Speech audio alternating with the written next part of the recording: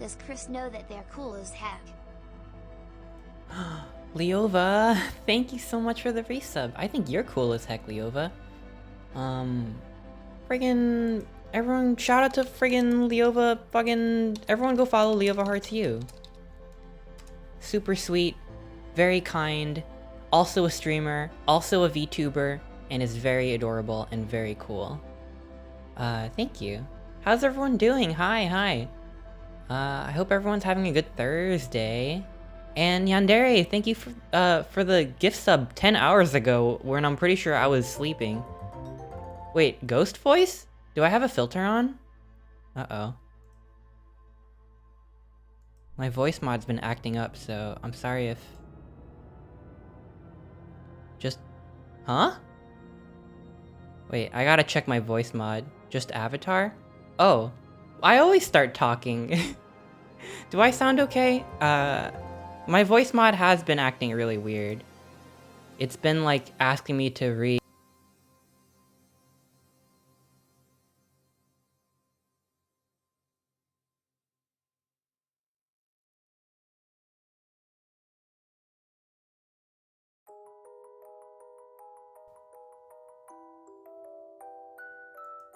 Oh, am I back? I think I might be back.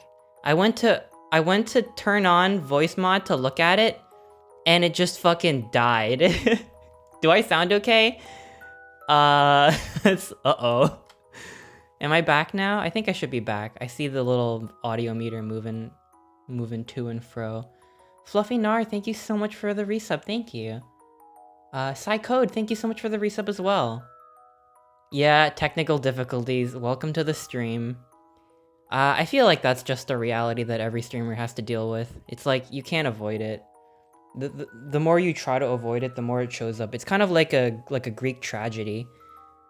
Because in Greek tragedies, they always like find out what's fated to happen. Like, oh, your firstborn son is gonna whatever, and they try to like do everything they can to avoid it, and then it happens. It's kind of like how in Kung Fu Panda 1, they have a prophecy about the cheetah guy that's locked in the prison, and then they try to like deliver a message about how he's gonna break out, and then in the process of trying to deliver that message about him breaking out, they cause him to break out. You know what I mean? You know? Is it the snow leopard? Oh, he's a snow leopard. Yeah, sorry. sorry, I got it wrong. Lemon Man, thank you so much for the 20 bits. Thank you. 20 bits and no message. You coulda... Oh, well, actually, I don't think that would have activated text-to-speech, but I would have read it. I would have read your message. Why am I here? I can't tell you that. Only you can answer that. Why am I here? Why anything? Here, let's turn my face on, shall we? Whoop. Oh, here I am. Oh, hang on. I think I might be a little... I want to be like bigger like this. How's that? Is that better? Are we all truly here? Well, I'm virtual, so I don't know if that counts. I still love the leather jacket. I'm glad you love it. I love it too. Hey, Vsauce here. Why are we here? Why are we watching an otter? Why anything? Oh boy, a Chris stream. I've been kind of bummed all day. And I don't know, I feel like that's gonna affect the stream. Because I've been kind of upset about something. I wanted to do like a funny haha, Pixar tier list stream today. But like, I've just been like sad. I've just been like sitting at my desk the whole day, just being upset. And I've just been sitting here. And I don't know, I want to talk about it, but it's not like a fun thing to talk about. And like, I just can't I can't pretend that I'm not bothered by it. I've literally just gotten nothing done because of it. So, I don't know. I don't know what to do. And I don't want people to like, cause this is like maybe like a contentious topic or something. I don't want people to get like mad at me. And I don't like starting shit, you know what I mean? But like, there's just so much to unpack here. So a lot of artists right now, well, maybe not a lot, but like comparatively a lot for what I'm used to, and a lot of, maybe it seems like a lot to me because a lot of them are my former coworkers. Um, and they're getting harassed and they're getting like threats and stuff, and they're all changing their accounts to private. They're like locking their accounts, and they're really like messed up about this. And people won't leave them fucking alone because they worked on a certain show, a show whose trailer came out recently that people don't like. And if you see the trailer, you might be like, oh, I kind of don't like this. And you know what? I get it. I get it. It's not the best trailer in the world. I get it. But to take it to that extreme, to like harass people and like constantly like message them and like leave like these really rude comments underneath their posts and stuff, and threats, like There what the always will be bad days, but there will be always bright ones ahead nonetheless. I don't want to show the trailer because it's not a great trailer, and I don't want people to watch it and be like, oh, I have a lot of opinions, and then they'll get mad at me, or they'll be mad when they see it. I don't know. I don't even think it's, look, it's not, I don't love the trailer, but it's also not like the worst thing I've ever seen in my life, at least not to the degree where I'm gonna get so angry that I'm gonna start sorry, I'm getting worked up, can you tell? Like, it's not worth, like, bullying or threatening or making people scared over nothing. Well, first of all, nothing is. You shouldn't be threatening anybody. And I feel very strongly about that. Like, don't freaking send death threats or whatever. That's never okay. That's criminal. The show is called Q-Force. Maybe I'll pull it up but not play the audio. I don't know, just so you know what I'm talking about.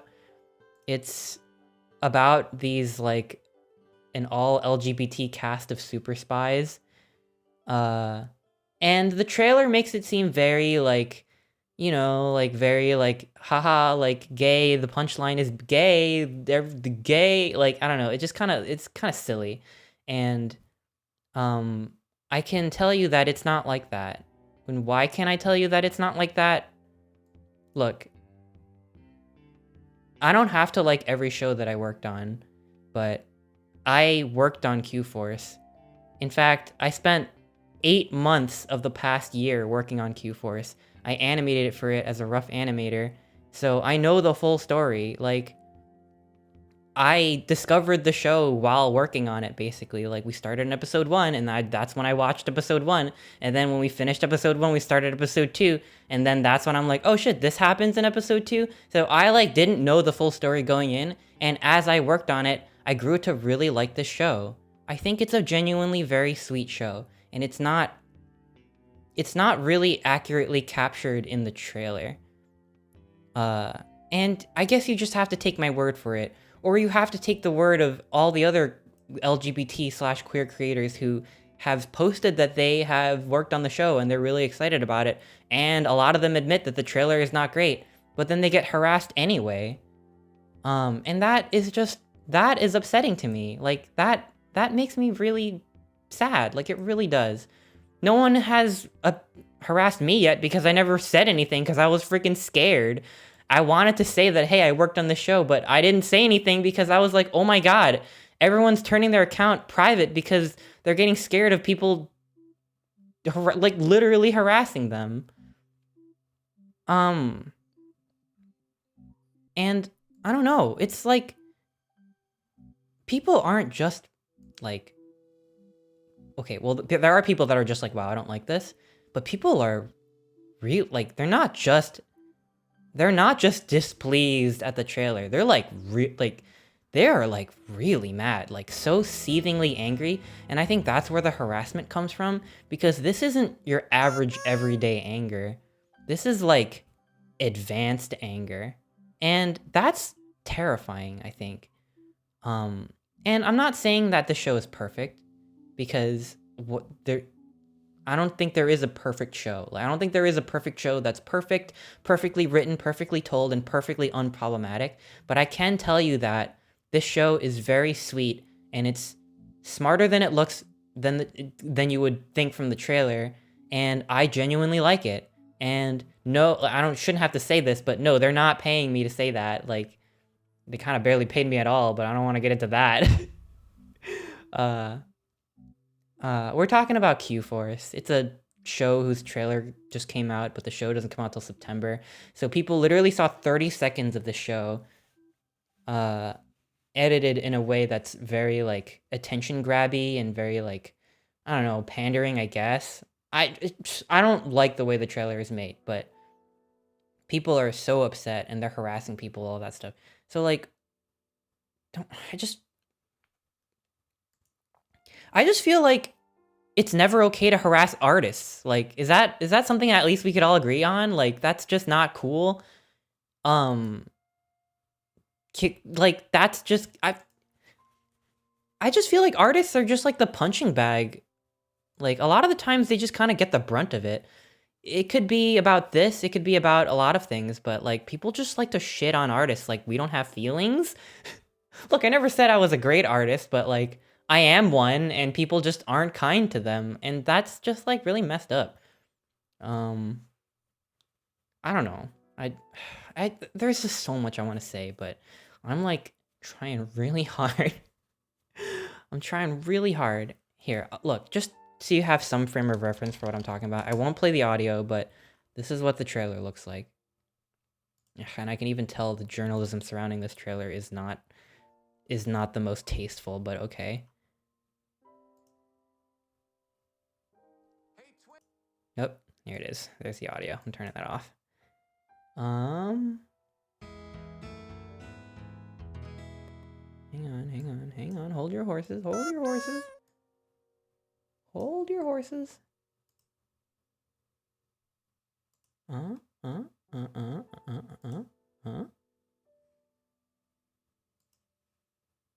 Apologize for all of Q.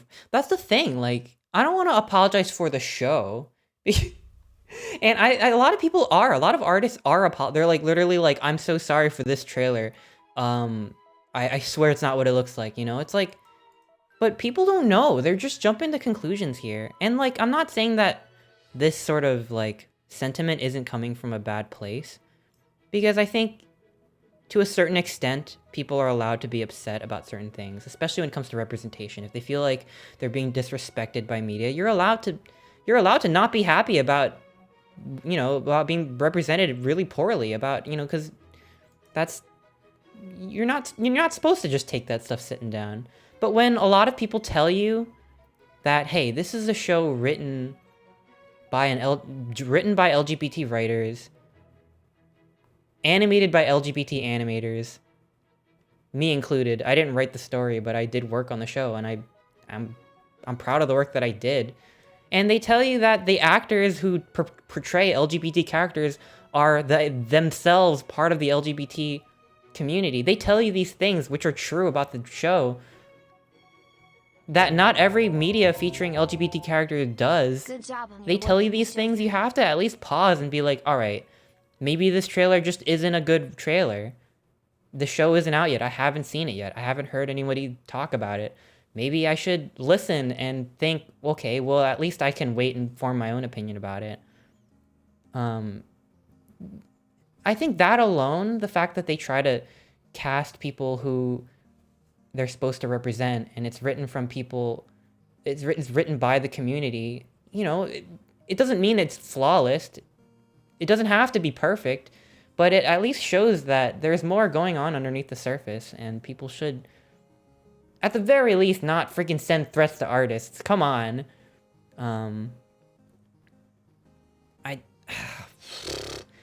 I just, like, you know, you don't have to like the show. If I'm like, wait for the show to come out, and you watch it, and you're like, I don't like this show doesn't do it for me, that's fine. I don't need you to like the show. But the amount of, like, anger and, like vitriol is, like, it's genuinely off-putting. And let me show you what I mean. Like, just because I feel like I'm talking, like, about nothing right now, but I can show you at least a little, to some extent, what I mean. Let me pull it up. I put it in like a nice little folder so I can like so I can make some sense. But there's stuff like this. Like tweets like this. There's a million of them. There's so many. This one is like, can we get a cancel Q-Force trending to cancel the fucking morally abhorrent? Come on, like... Look, I'm not saying that... Okay, like, people are really angry, right? And I get that. But everyone's telling you the trailer is bad. But it's like... I watch bad trailers all the time and I rarely get this angry. It's because this is like an important issue, right? Like, people... Representation is important. No one's denying that. And representation is very important to me. Like, I can tell you that. Like, I really feel very strongly about this. And again, like, the show doesn't have to be perfect, but I'm telling you that I like working on the show, and I'm excited to watch it when it comes out.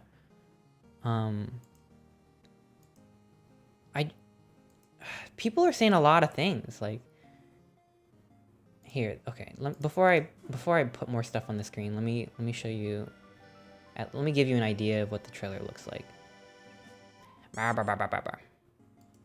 So this is the trailer. Here, I'm just gonna let it play.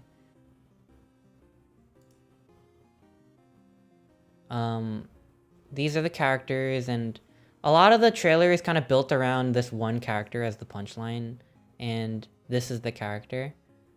His secret ancient code name is Twink, which a lot of people are not happy about. I think it's rather silly, but okay, fine. Say what you will. His name is Twink. I don't think that's his given name, but that's the character's name. He's very feminine, very silly, and very outgoing. And this joke in particular was very upsetting to people. Where Agent Mary says, oh, there's no one here. Wasted my masculinity for nothing. And Twink is like, not nothing. My little butthole went boop. Look. It's a little crass, I get it. But it's just a butthole joke. I make butthole jokes all the time. I make, like, Gooch Lightning jokes. Look, it's not high art, okay? But look, I know why people... I do get it. I know why people are upset. Because... if you didn't know better, this could be really insulting if this is, like, made by a straight person, by some shadowy corporation. But I think the truth is a little different than that. Like, it's not... I could only say this because I know from experience, and I've seen people talk about it. There are a lot of queer artists that are like, look, I worked on the show and I'm genuinely excited about it. We don't have to say these things. We really don't. But this is the truth of it. And people are not having it. They're really not having it. They're, like, really not having it. Like, seriously.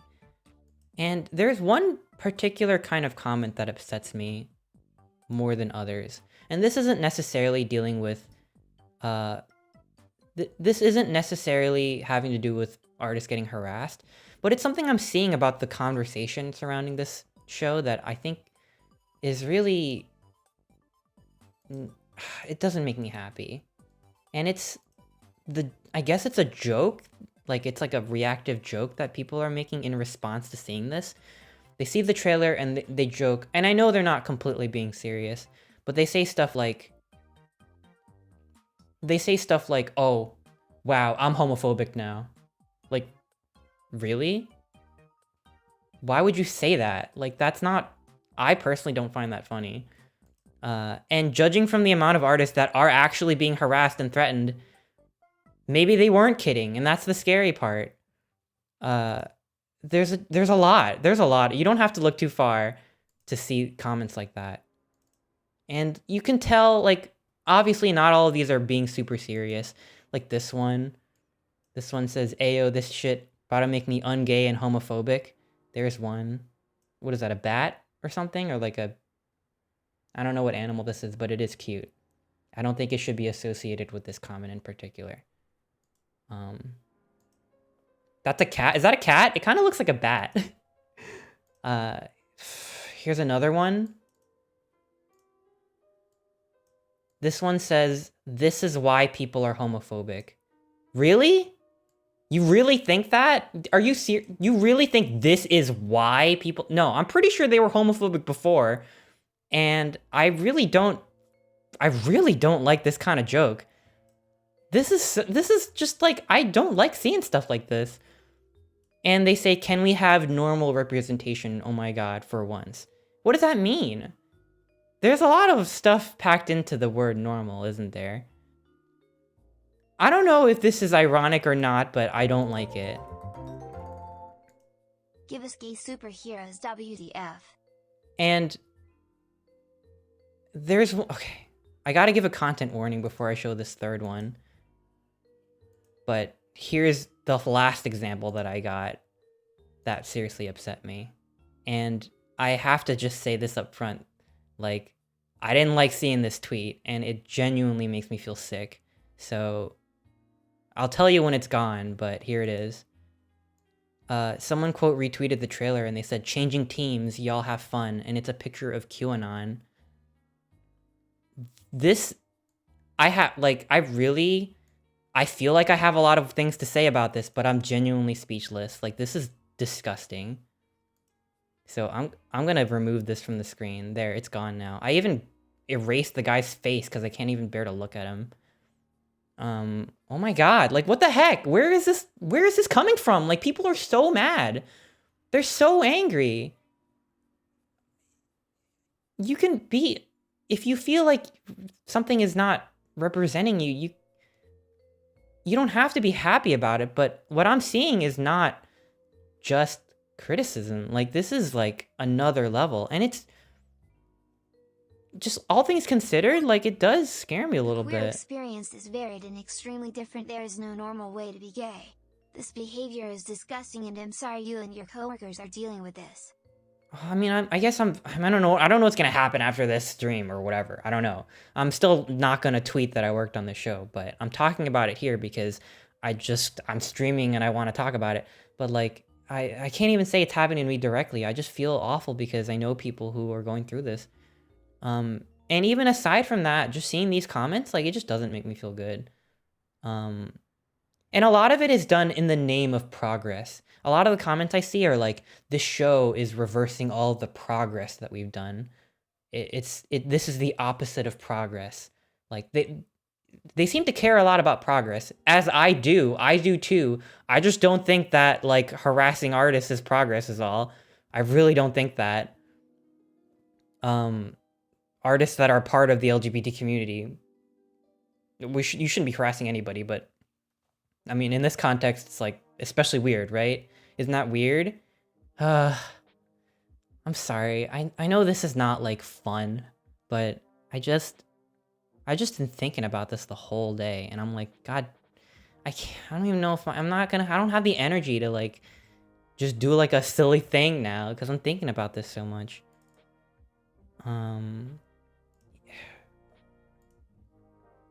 This is why I chose Tumblr. Doesn't Tumblr have its fair share of discourse too? But Twitter does get really angry sometimes. I feel like people just get angry everywhere. It's hard to avoid. And here's some proof. It probably wasn't healthy of me to gather all these tweets, but if I was gonna talk about it, which I was thinking about, like, I needed something to show. And like, you know, here's one. This is literally full of gay stereotypes and is setting us back years of progression. Get your head out of your ass for once. That's what they say. And like, this is an important conversation. It is. I don't think it's one that I'm prepared to have fully because it's not like I did homework and wrote like an essay about this or anything, but it is one that I have thought about a lot. I don't want shows to have harmful stereotypes. Like, I obviously don't want that. And I can really sympathize. I can see how the trailer comes off that way, but I mean, if you're gonna talk about progress... One of the biggest reasons I don't have Twitter. I don't know. I don't know, just... It got me thinking about what representation really means, you know? Like, what is good representation? I don't think there's going to be one perfect media that perfectly encapsulates every... Like, it perfectly encapsulates the complexity of the human experience in one, you know? You're not going to get all the nuance in the universe in anything. And that's not absolving shows from being irresponsible or anything. And again, this show... a lot of you are probably just not gonna like it because it's not to your taste, and I don't think it's perfect either.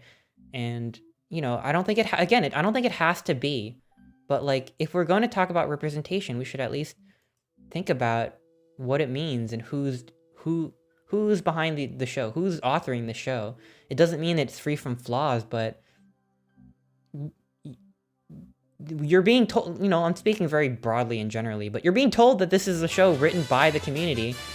Again, it doesn't have to be perfect, and it isn't, but it's, what does it mean for it to be? Is it like, then if it's a stereotype, then does that mean that you can't write certain characters to be certain ways? Like, you can't write gay men to be feminine, or you can't make sex jokes at all? I don't know. It just, is it really that restrictive? Here's another tweet that I saw. And I don't think that these people are bad people for making these tweets. I really don't. I mean, the people who are harassing artists and threatening them, yes, they are terrible, terrible people. But the people who are just trying to have this conversation, no, I don't think they're bad at all. They're just processing what they've seen. But this is something that someone said. Why does being gay have to be the tagline for the show? Like, the Awesomes had a gay character, but it didn't matter after the one episode after it was told, because being gay wasn't their whole character. I don't know what show they're talking about, the Awesomes. I haven't seen it. But isn't it another issue entirely to have characters that are just very incidentally gay, and then that's just like never mentioned at all, or like it's just like so completely unimportant that it just feels like something that has nothing to do, like, okay, not every gay character has to be the main character, but when you consistently see characters that are just like, oh, Dumbledore, yeah, he's gay, like, really? Is that work? Is that really doing the work that you want it to do? Holy cow, Leova, thank you so much for the 1,500 bits. I know I'm not being fun right now, but I just have to think about stuff like this. Yeah, fuck Dumbledore. Also, fuck J.K. Rowling. She can eat shit. But like, I don't think that everyone who's criticizing the trailer or the show is saying this, but I do get the feeling that a lot of this is like, these characters need to be, it can't, a lot of people are, it seems like a lot of people are saying that they just can't focus on the gay, or they can't, if they do, then it has to be non-sexual because of the stereotype of over-sexual gay men. And is that true?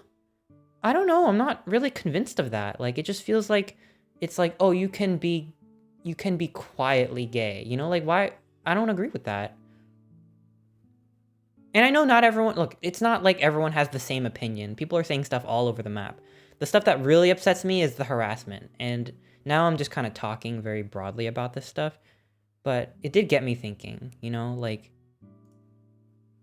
what is the standard that we're held by? I don't know. Just, here's another one. J.K. Rowling can eat the entire dump truck of shit. Turfs can fuck off forever. Trans rights are human rights. Yes, absolutely. Here's another tweet that I saw about what representation really means. And again, I've kind of pivoted a little bit. Now I'm speaking a little more broadly about representation in general.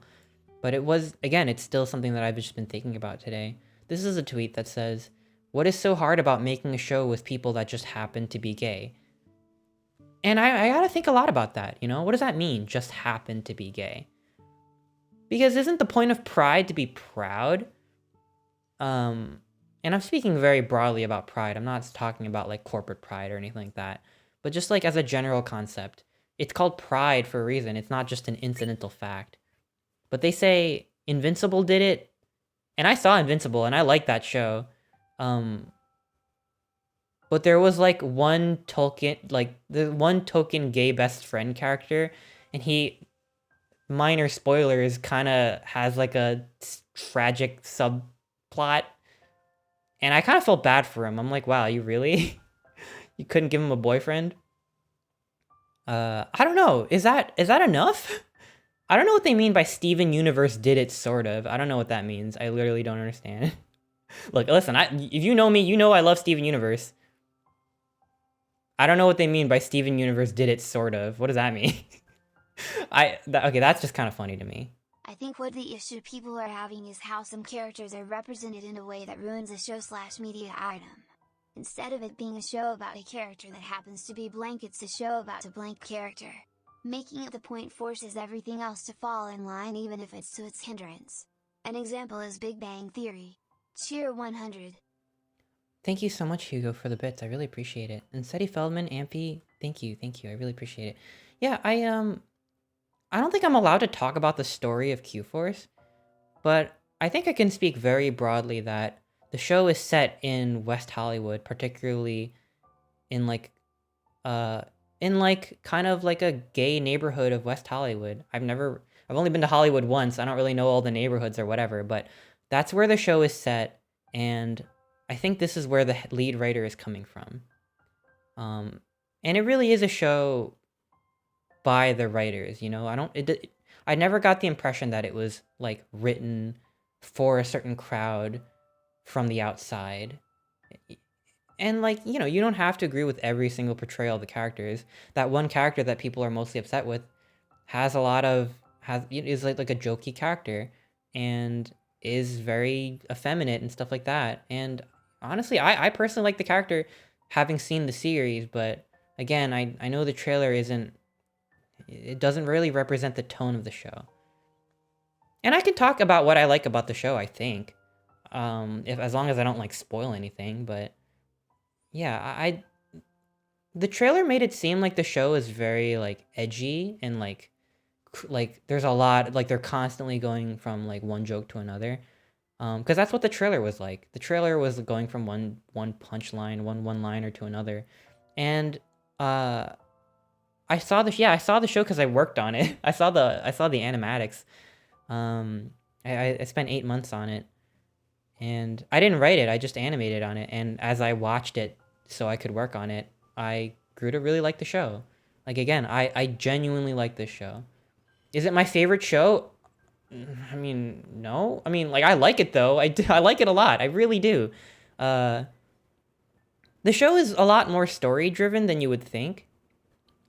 It's not like the story is a vehicle for the comedy. When I first heard the pitch for when I first was told about the show before I started working on it, I kind of thought that it would be a lot more like Archer, you know, the show Archer. It's like a adult animated comedy that also kind of has like secret agents and stuff. I think I saw 3 seasons of Archer and I liked it. But it really doesn't tonally feel like Archer. It doesn't. Because Archer feels like the story was second to the comedy. There's a lot of like great one-liners from Archer. And it is a very sexual show too. I honestly think Q-Force is a less sexual show. No, I'm not knocking on Archer, but it is a different feel. Like the story, there are jokes. It is a comedy, but in terms of like the focus, the story is taken pretty seriously. Like the continuity of everything, like each episode is set after the previous one. It's not very episodic, and I like it. I thought it was heartwarming for an adult comedy. It's genuinely heartwarming. It's got like a very cute message about like, you know, being marginalized. Look, it's not like the most deep thing in the world, but it's got a very sweet message. The characters all really care about each other. It's very uncynical in a lot of ways. And that's what I like about it. That's my thoughts on Q-Force. No spoilers, right? I didn't violate any NDAs. No one's gonna come after me for this. That's genuinely my feeling of the show. But going back to this point of what it means, of the just happened to be gay, what does that mean? What? Here's another one. Here's another tweet. Let me pull it up. This one says, sorry, but I'm reading a tweet. Pardon me. I'm belching. This tweet says, sorry, but making a show about heroes who are gay stereotypes is not activism, it's the opposite. Maybe I'm judging a book by its cover, but having gay leads be these provocative feminine men with these feminine features is only feeding shitty beliefs. That's one character. That's one character. Are we not... Are gay guys not allowed to be feminine anymore? Like, I don't know. Like I'm not, like, again, I'm not saying these tweets are from bad people. They're not. They're not. They're just having a conversation. They're processing what they saw, and it's completely valid that they would, to consider these thoughts. But I just, what is it really trying to say? Like, it's like everyone wants this perfect show to be perfectly representative, and the characters are not too little gay, but they're not too much gay. Like, what does that mean? Like, it's so irritating. It's just like, what is this impossible standard that people are being held by, and how do you win? And I really don't think I don't think cisgender and heterosexual media are held to this impossible standard. I really don't. And it really is an impossible standard. The only time people aren't upset is when the characters are just in the background. When they're like the guy from Frozen. You know what I'm talking about. The dude from Frozen who's gay. Do people know the guy from Frozen? Oh no, is the stream lagging for anybody else? I'm sorry about that, Flip. I'm sorry. I wish my internet was more stable. Someone in Frozen is gay? Yeah, you don't know about the guy from Frozen that's gay? This just proves my point. Here, this guy. What? Why is he so big? This background character. Remember him? Remember this background character from Frozen? How do you know he's gay? Well, I think he waves at his family at some point, and they wave back in like a split second. He's the owner of some sauna that they go into. And I don't know if you remember this, but the headlines were all over this one. They were like, Disney's first ever gay character. Did you miss Disney's first ever gay character? This is representation. Really? Is that representation? So you have to like be in the background for that to be representation. That's not Disney's only first ever gay character. There's a lot of them, you know. There's a whole lot of them. Here's another one. Remember her? Huh?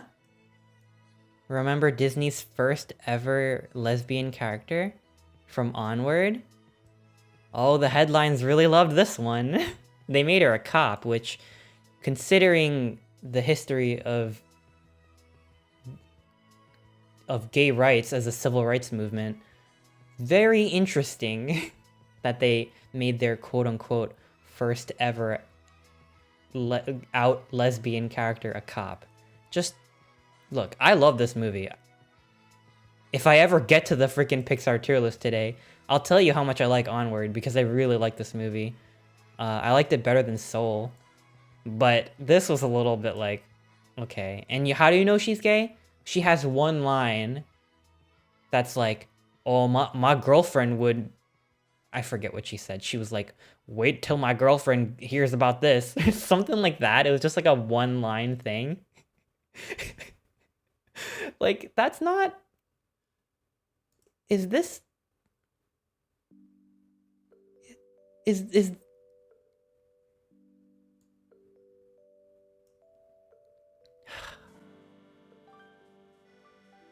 I've said it so many times before. Q-Force isn't a perfect show, but it doesn't have to be. But it is a show where the characters are irrefutably gay, and it is the center of the story. No one can deny it. It's not hidden anywhere, because it's about gay culture. That's what it's about. That's what the characters stand for. Granted, it's not going to capture the entire breadth of the community. The main character is a white gay man. Okay, that's fine. Well, I mean, I wish that there were better, more representative shows out there. Hell, I don't think that it's one thing that one show can ever do. I think we need to live in a world where every one of us are given a platform so we can all tell our stories. I get that. I do. And it is frustrating, and I get it. But at least it's a show where that's the point of the show. That's the point of it. These characters from these Disney Pixar movies, you blink and you miss it. Like, they have no impact on the story whatsoever. And there's more, too. There's, this guy, who's another first Disney gay character. This dude from Beauty and the Beast. Okay? Isn't he like a bad guy? Isn't he like the bad guy sidekick? I didn't see the movie, so I don't fucking know. I kind of like the animation. I think that Beast was hotter in the cartoon, alright? I'll say it. I'll say it all day. I heard the movie wasn't that bad, but I mean, it's not. I don't think of it as a representation movie. I have no idea maybe his acting is super great. I don't know, but it's just one drop in the puddle of first ever Disney gay characters. Have you seen the latest episode of Loki? I haven't watched Loki, but I did just see this like a few minutes before I started stream. I don't know if this is a spoiler, but apparently he's bi or pan or he likes lady and dudes, according to this. It says, "How about you? You're a prince." And this other character says, must have been would-be princesses or perhaps another prince. And he says, "A bit of both. I suspect the same as you." Okay? As a bi person, how does this make me feel? Fine, I guess. I'm just like, okay, this show's probably really good. I actually never seen any of the Thor movies, which feels like a crime, right? Everyone tells me that Ragnarok is like super amazing. I want to watch it. Disney is a big monolithic company, but I like Disney shit. I don't have anything against Disney content, but I can't say this is doing it for me. If this is the alternative and we never get anything remotely similar to Q-Force ever again, and it's just background references from now till the end of time, I don't think I'll be happy with that. That's all I'm saying. Like, I think we all want the same thing here, right? Like, even the people who are terrible and leaving all these terrible comments and saying really terrible things, I think we do all want the same thing here, which is we want better representation. We want more genuine, diverse stories. But it's just taken in such a radically different direction that I think that it's become hateful.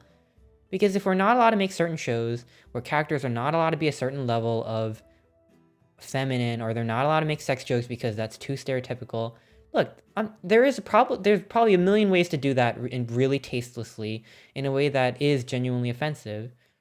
But the show hasn't come out yet. It hasn't. And we're telling you that it's made up of queer artists and creators and writers and actors. At the very least, you don't have to agree with everybody, but at the very least, you have to not, like, be this angry. And yes, support more gay creators. I totally agree. Not just this show. You don't even have to support the show. You can support your favorite creator. That's fine. That's good. I want that. But it's just, again, this level of vitriol and rage is just off-putting. And if anything, it scares me from ever tackling this subject head on. And I don't think this level of energy, this level of anger, is directed towards movies that quote-unquote play it so safe that a lot of people didn't even know that Frozen had a gay character, or Onward had a gay character, or whatever. They're not... If we really want people to do better, first of all, we should not be, like, really cruel. We should be more... I don't know. I don't want to tell people how to act. Because, yes, you are allowed to be upset. And maybe if you see something genuinely upsetting, you should be upset. You should be frustrated, but... the way that it's channeled, I don't know. It's not directed towards movies that really could do better. I don't know. Like, Frozen, you could do better. Onward, you probably could have done better. I don't know. Is that controversial? Maybe. But I think they could have done a little bit more. But people aren't like, I never seen people who worked on those movies. Not that they should ever have to go through this, but if we're comparing the level of energy and anger, no one was locking their accounts and being scared for their lives or anything like that. No one should ever feel that way. But why is it that as soon as you get a show that is specifically about this community, that is just so loud about it that people are angry? It makes me think, you know, is it the louder you get, the more anger gets directed towards you? And then how are you going to ever expect people to even try and do representation as a result? Like, people are going to be scared to even try, because if you're trying to tackle a really heavy subject, you might screw up. You know, maybe you don't even make it that, maybe you screw up here and there, and that's worth criticizing. But if it's that genuinely terrifying to be an artist and to put yourself out there, then no one's gonna do it. You know what I mean? This is so... Look, I don't know what I'm talking about, alright? I'm talking out of my ass, but I do think of this as a really important... I think of this as very important to me.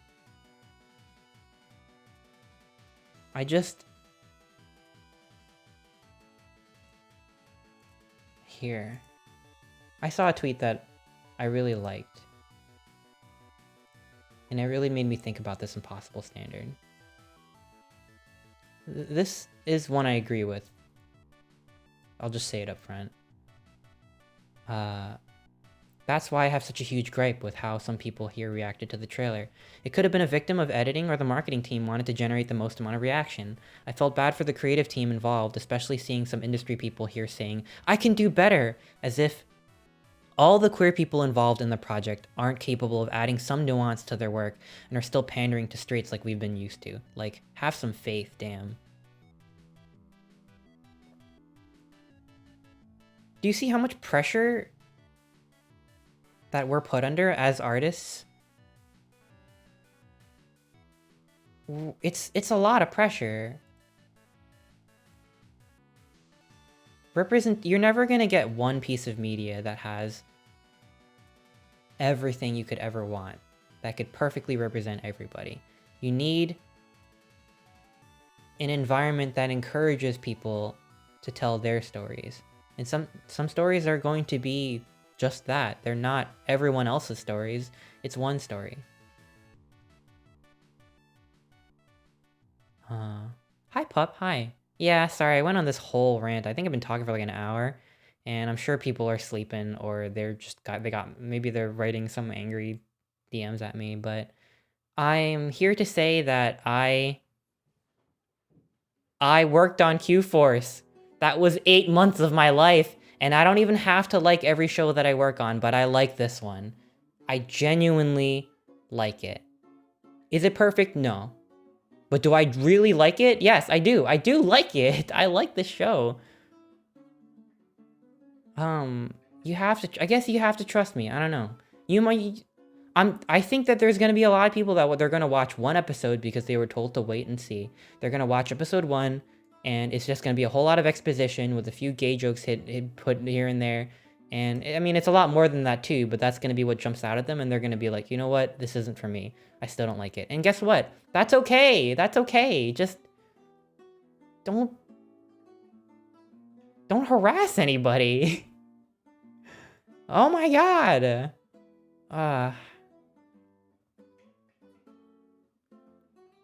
Again, I think I've been all over the map today. But how's this for a segue? Here's another thing that made me not like super upset, but it did bum me out to see a little bit. And it's not super heavy, don't worry. But here's one. This person quote retweeted, and they said, "Retweet if they did more for the LGBT community."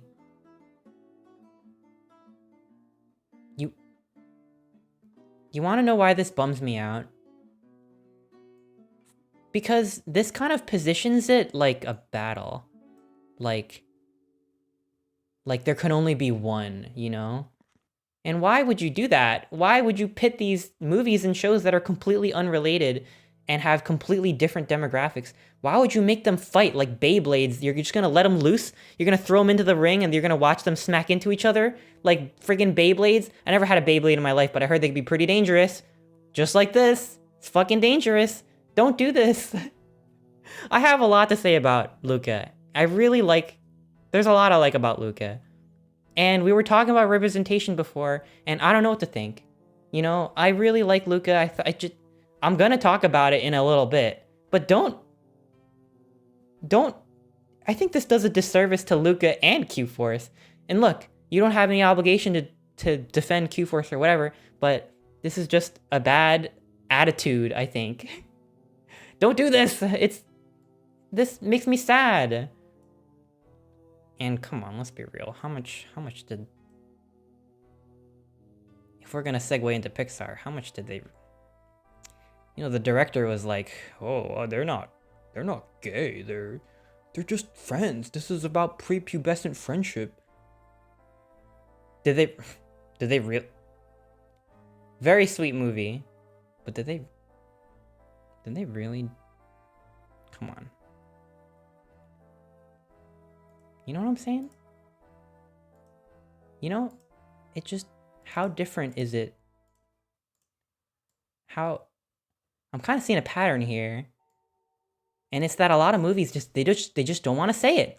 They don't want to say, not even Loki said the word bisexual. Not that, I mean, I guess it would be pretty weird if he did. I guess it would be pretty weird if they wrote that in. I am bisexual after all. That would be, all right, okay, fine. That would be weird, okay? But, I mean, why would the director say that? It cost him $0 to not say that.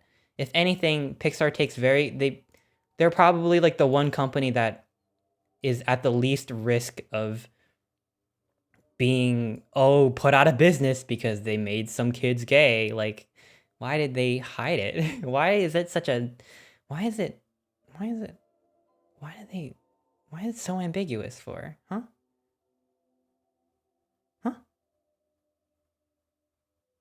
Yeah, and the retweet if you agree, it's kind of cheap. But don't make possible MLM media fight each other like Beyblades. I think they can coexist, and I think they should. I really do. Oh, Maxie, I'll see you later. I'm sorry, I've been kind of I'm just seeing red today. I haven't fully been looking at chat, I know.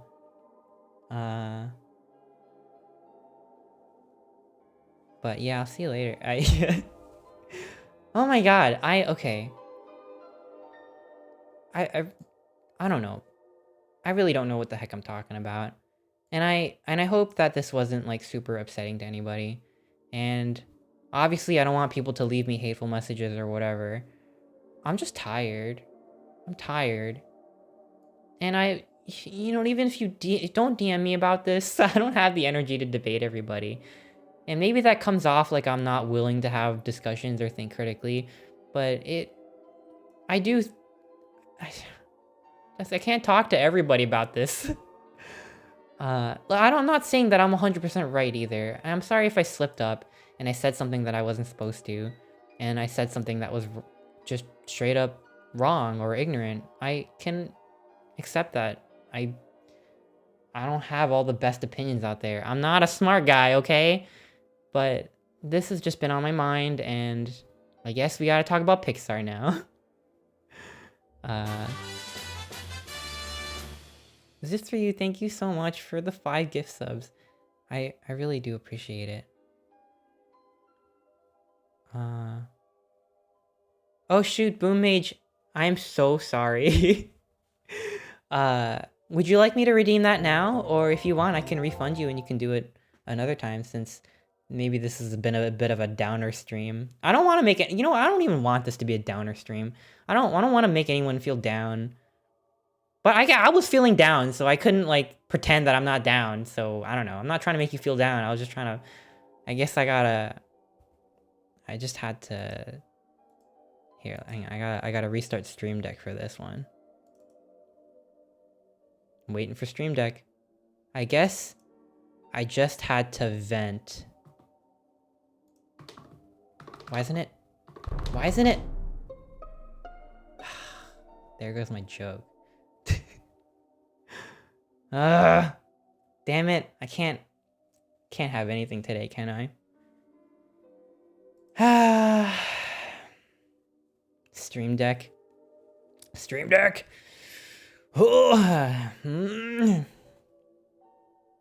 Anyways. Sorry, I'm totally if Boomage, if you said something, I might have missed it again. Let me scroll up. Would you like me the stream would be good? Oh, okay. Yeah. Let me do that. Sorry for the delay. I don't know. I just kind of I don't know what's wrong with me. I really don't. The new Godzilla anime that just came out today. There's a Godzilla anime that came out today? Ooh. Oh my gosh, that's a really cute character. Has anyone seen the Godzilla anime? What are you playing today? I'm gonna play Pixar tier list today. I don't even remember my Pixar opinions after that whole deal. But I'll try. I'll try to explain how I feel about them. And don't worry, mods, I'll change the channel, not channel, what am I saying? I'll change the stream title. I'll think of something real good. Mage. Godzilla.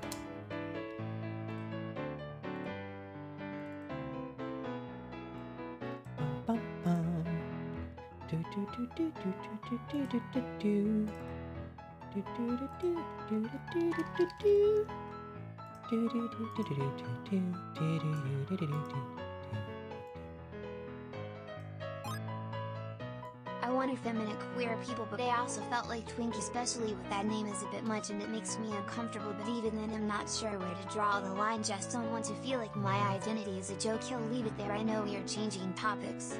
I understand. And it's not my decision, but maybe the name is a little bit much. But, all I can say is that I genuinely like that character. I think the trailer was very, very specific about what one-liners that they cherry-picked for the funnies. And that probably was an oversight on their part. Unless they had this master plan to generate controversy for views.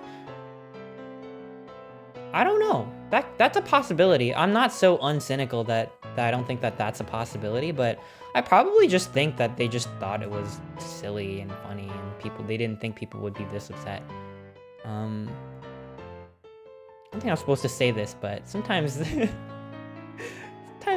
okay, everyone I've worked with at that company, super sweet. I wish I got paid more. Sometimes they're a little bit of a mess. And I say that with love. I learned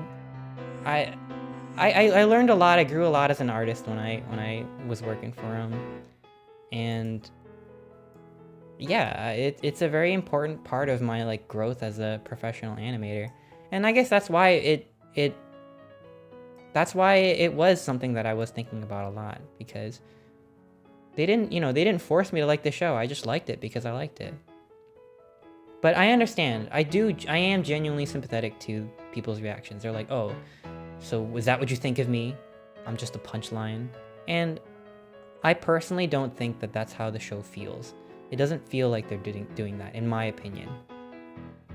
And I know a lot of other people who worked on the show feel that way too. And again, like, I'm kind of rehashing, but, you know, you have blah, blah, blah, blah, you know? Blah, blah, blah, blah. You know what I'm saying? But yeah. Thank you for listening. I promise I'm not gonna go on like a whole big spiel every single time. I want my streams to be fun, and this is not like the most fun stream. I know, it's just for today. It's just for today because I was bummed. I'll admit I was bummed out today. That's why. I needed to vent. I just had to vent a little bit. Sometimes it's okay to vent a little bit. Is it okay to vent in front of possibly hundreds of people. I don't know. I turned my view count off. I don't know. Probably not. But I vented. And you saw me vent. And I know it's not funny today, especially now. I know this isn't a funny stream because none of my jokes are good. But guess what? I just like pushing this button. Okay. Why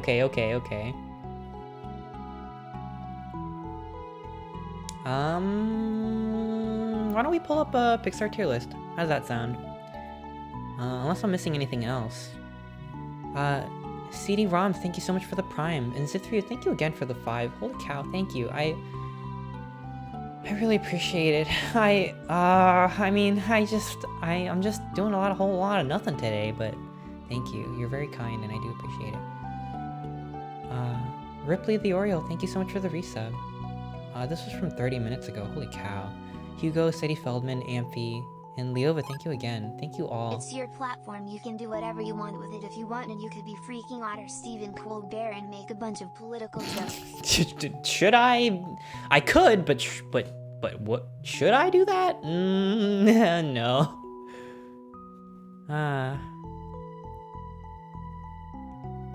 Scout, this was from 36 minutes ago. Thank you for the Prime resub, Scout. Holy cow, thank you. How are you doing? Sorry for talking over this whole... I'm just yapping away today, aren't I? Felix Boltwood, thank you so much for the resub from 40 minutes ago. Ice and Icy Glaciers, thank you for the bits. Foxpaws, thank you for the resub from 50 minutes ago, thank you. And Kukachu, thank you so much for the resub as well.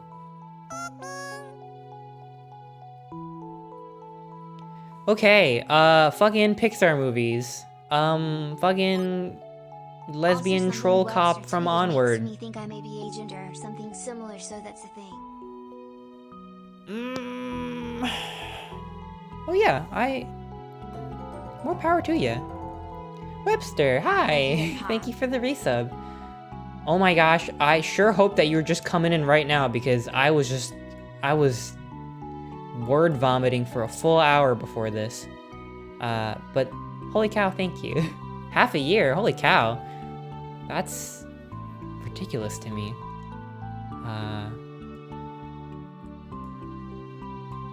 Yeah. Pixar! Did anyone see Luca? I don't know how much I should talk about Luca because I don't want to spoil anyone that hasn't watched it yet. It just came out. But it is a delightful movie. And I really mean it. You know, I was talking a bit about Ponyo the other day and how much I like Ponyo. There's so many, like, experiential things in Ponyo that I really like. And that's kind of what I like about Luca, too. Maybe I wish that it was a little bit more... You can kind of tell they were going for, like, a Ghibli vibe. And I kind of think that they could have gone more Ghibli. But the music is so sweet. The environments are so pretty. The characters are so cute. Like, look at them. They're so round and soft. And one thing I really like about the animation in Luca was that they kind of have a cartoony feel to them despite being 3D. The characters enter poses where they are very, like, caricatured and very stylized. Like, there's a scene with Alberto putting pasta in his mouth, and his whole face is turned to the side, and his whole mouth is, like, done up in, like, a sideways Pac-Man thing, and it's, like, so cute. It's so charming. It's probably my favorite, like, style for any Pixar movie. I really like it. Could it be gayer? Yeah. Well, if we're gonna go back to the whole representation thing, I don't know how I feel about Luca as a gay allegory. I'm really not sure how to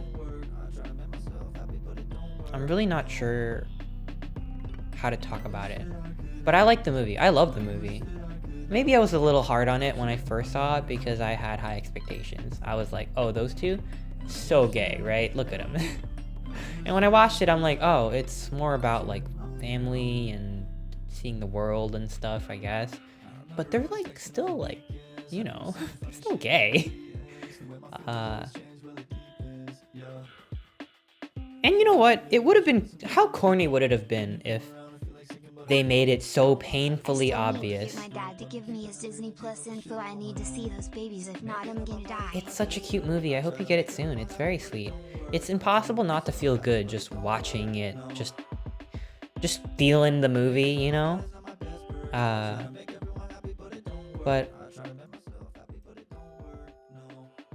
yeah, like the alternative, maybe one way they could have done it, which I don't think would be the best way to do it, is to be like gay, like gay, homosexual, gay, sea monster equal gay, you get it? Like they beat you over the head with that.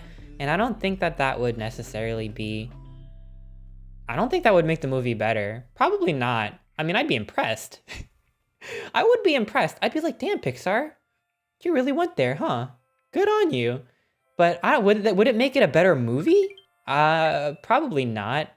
If they just beat it over, like just like constantly just like, look at them, they're sea monsters equal gay. Like, no, I'm not saying that they should have like kissed each other on the cheek or anything like that.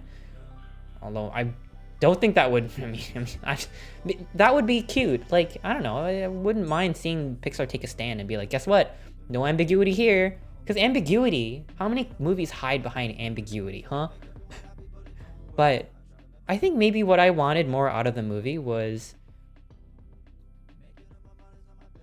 again, I don't want to spoil it, but if you take a movie like Kiki's Delivery Service, there are so many moments where the characters are just living and the focus isn't on the story moving forward, but it's to characterize like the world that they live in and let the environment speak for itself, you know? Like it's like moments in the film where they kind of let the characters breathe and the environments breathe, and you really feel like this isn't a movie about you gotta get here before midnight or else the characters are gonna, you know, like it's like there's such a Hollywood feeling to those time constraints and those plots like getting more and more, you know, like things that are just happening constantly. I think this is maybe pretentious of me to say, but I did feel like Luca could have benefited given the vibe of the movie and the feeling of nostalgia and childhood and friendship, quote unquote friendship. They're in love, but okay, friendship. All that stuff. I think it's a movie that would have benefited from more negative space in the storytelling. Because it's not about like what the movie is actually about, which is eating pasta, riding a bike, swimming, learning about planets, doing all this stuff. It's not really about that stuff. It's about like living and breathing the feeling of seeing things for the first time and leaving your bubble and having a friend that you're so intrigued with and you're so interested in seeing again. But it really just felt like there was so much like, we gotta get this so we could win that bike. I'm not gonna spoil whether or not they get the bike or not, but they really made you care about the bike. It's a Vespa that they try to get throughout the movie, and there's a really cute scene in the beginning where they're building a Vespa. I'm not gonna say any more about it. I'm not gonna spoil the story anymore. But, you know, I wish it was less about the things that they had to do and more about just like the subjectivity of being them. I don't know if that means. I'm just saying a lot of bullshit right now. You never see me make a movie that's better than Luca, but here I am talking anyway as if I know what I'm talking about. I don't. But that's how I felt when I saw it. But again, I really like the movie. It's really good. You should watch it. It's very sweet. And I like that it's a small, you know, of all the Pixar movies that came out recently, this one has like a really small, personal feeling to it. And it's good. It's good. It's a good movie. And now we're going to put them on a tier list. I'm going to open up the tier list and then I'm going to put every single Pixar movie on the tier list because that's what you're here for. Also, your stream title didn't change. I'm going to do that right now. Thank you, Waste. But it doesn't change the fact that you should probably respect artists. I'm speaking to everybody. Because right now the title is Please Respect Artists. But right now it's going to be super fun Pixar tier list time. There we go. Oh shit, keep respect artists there? Oh fuck, let me add that. Still respect artists. There, I'm gonna put it in parentheses. Okay. It's been a while since I saw Cars 2, but I remember Cars 2. Don't worry. Don't worry, I got you, Mater. We were just talking about Mater, like, last stream, actually. So, it all comes full circle. I'm sorry that the stream was buffering earlier. I'm not sure what happened. I was probably not making sense and lagging at the same time. Okay. Pixar tier list. I got the hiccups. I'm trying to smack it out of me. Hi, Greed Mike. Hi, welcome. Zithria, thank you for gifting a sub to Kazuna. Thank you.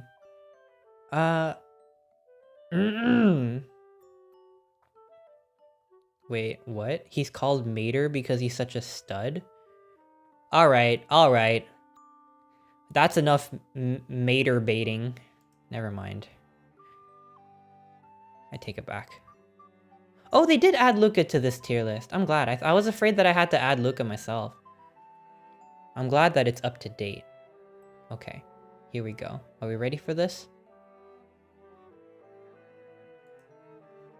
How's this? It should be bigger, shouldn't it? Burp yourself like a baby, you are your own birthday suit. I need a button for, like, baby crying. I need, like, a baby crying button on my soundboard. I need, like, a button that I can hit, and then it's just, like... It's just, like, the most irritating, like...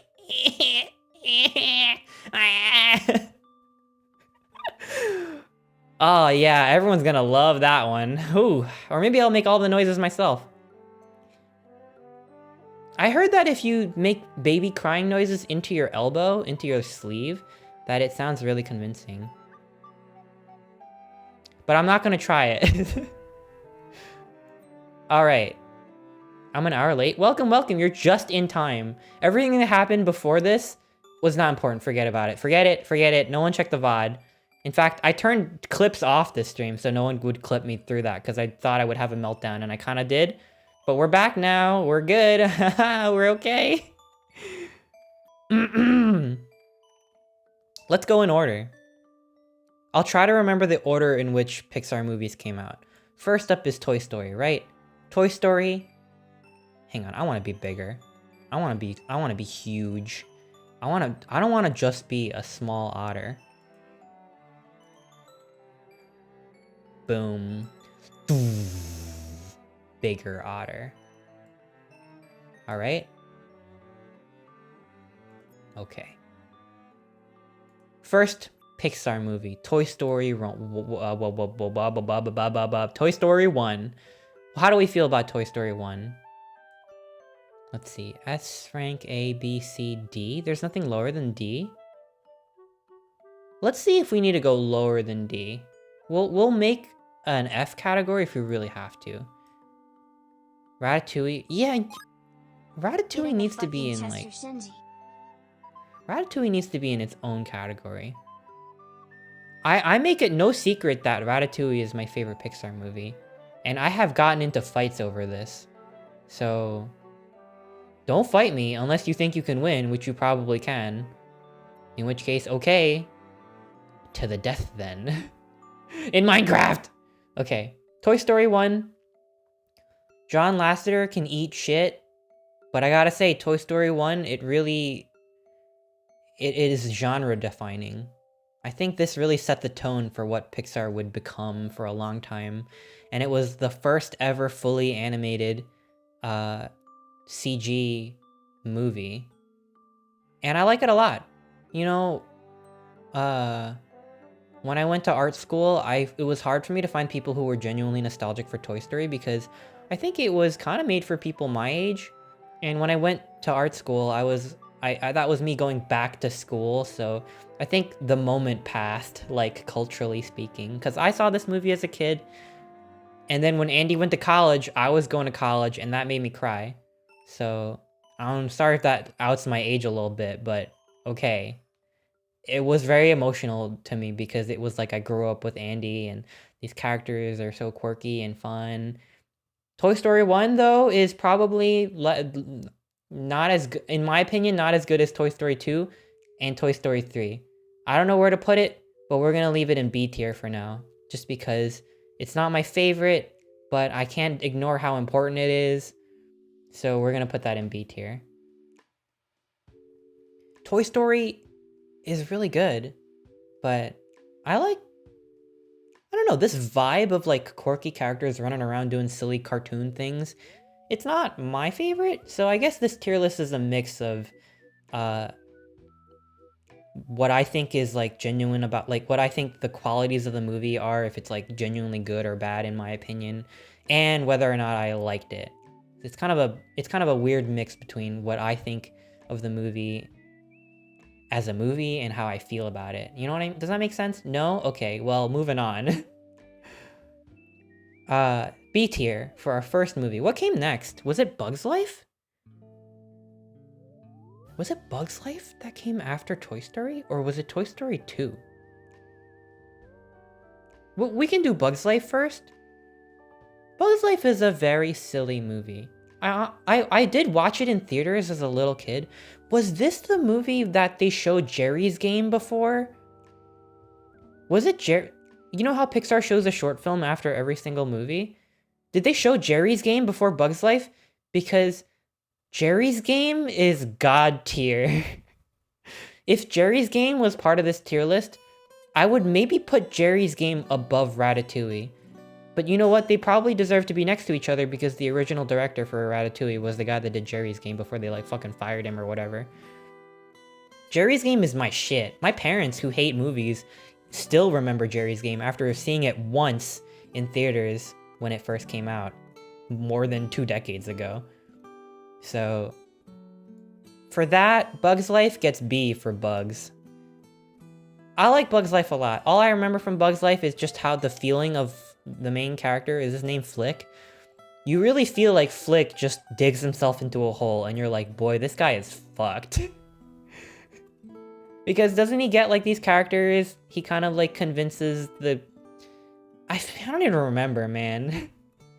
But he really gets himself in a pickle. And I remember that feeling of being like, oh boy, these characters are so silly, this ant is so screwed, and I like that they had birds in the movie. So we're gonna give it a B for birds. So there's that. You know, I like it more than Toy Story 1, so maybe I'll put Bug's Life to the left of Toy Story 1. That's how I feel. That's my final answer. Okay.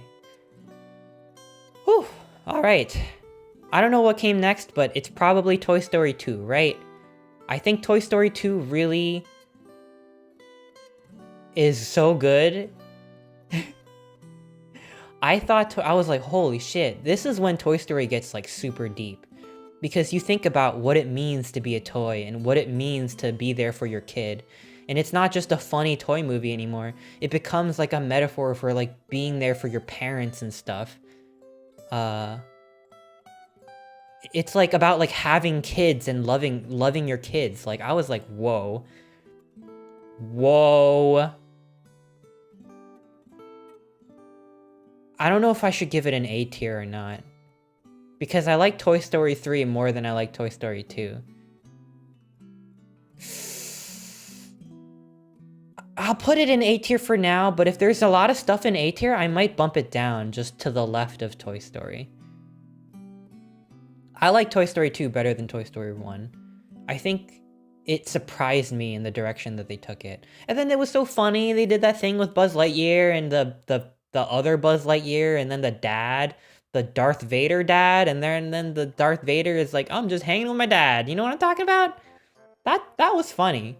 And then they added Jesse and the Prospector, and it was like, whoa, that's who Woody belongs to. So cowboys are... One time when I was a little kid, I had a bad fever and I hallucinated that there was a live-action Bug's Life movie on my curtain. If I didn't, oh my god, I wouldn't see or hear it. It sounds like you were really sick, follower. I'm glad that you got a lot better. I don't know if I would want a live-action Bug's Life. I really liked what they did. They expanded on Woody as a character, they expanded on Buzz as a character, they expanded on the themes of being toy as being there for your kid.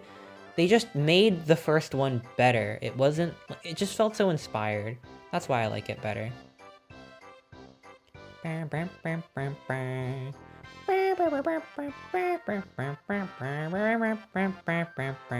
Okay, what came after Toy Story 2? What the fuck came after Toy Story 2? Monsters Inc? Was it Monsters Inc that came after? Monsters Inc? Fucking rules. I love Monsters Inc. We're gonna put that in a fucking A for now. But I feel like you're gonna be really mad at me once I tell you how I feel about Monsters University. And once I tell you that I like Monsters University more than Monsters Inc. I feel like that's gonna get a lot of people upset. So I'm sorry. But I love Monsters Inc. It's so weird and creative, and I like that the monsters have regular people names and society, you know? Monsters Inc. fucking rules. So what came after Monsters Inc?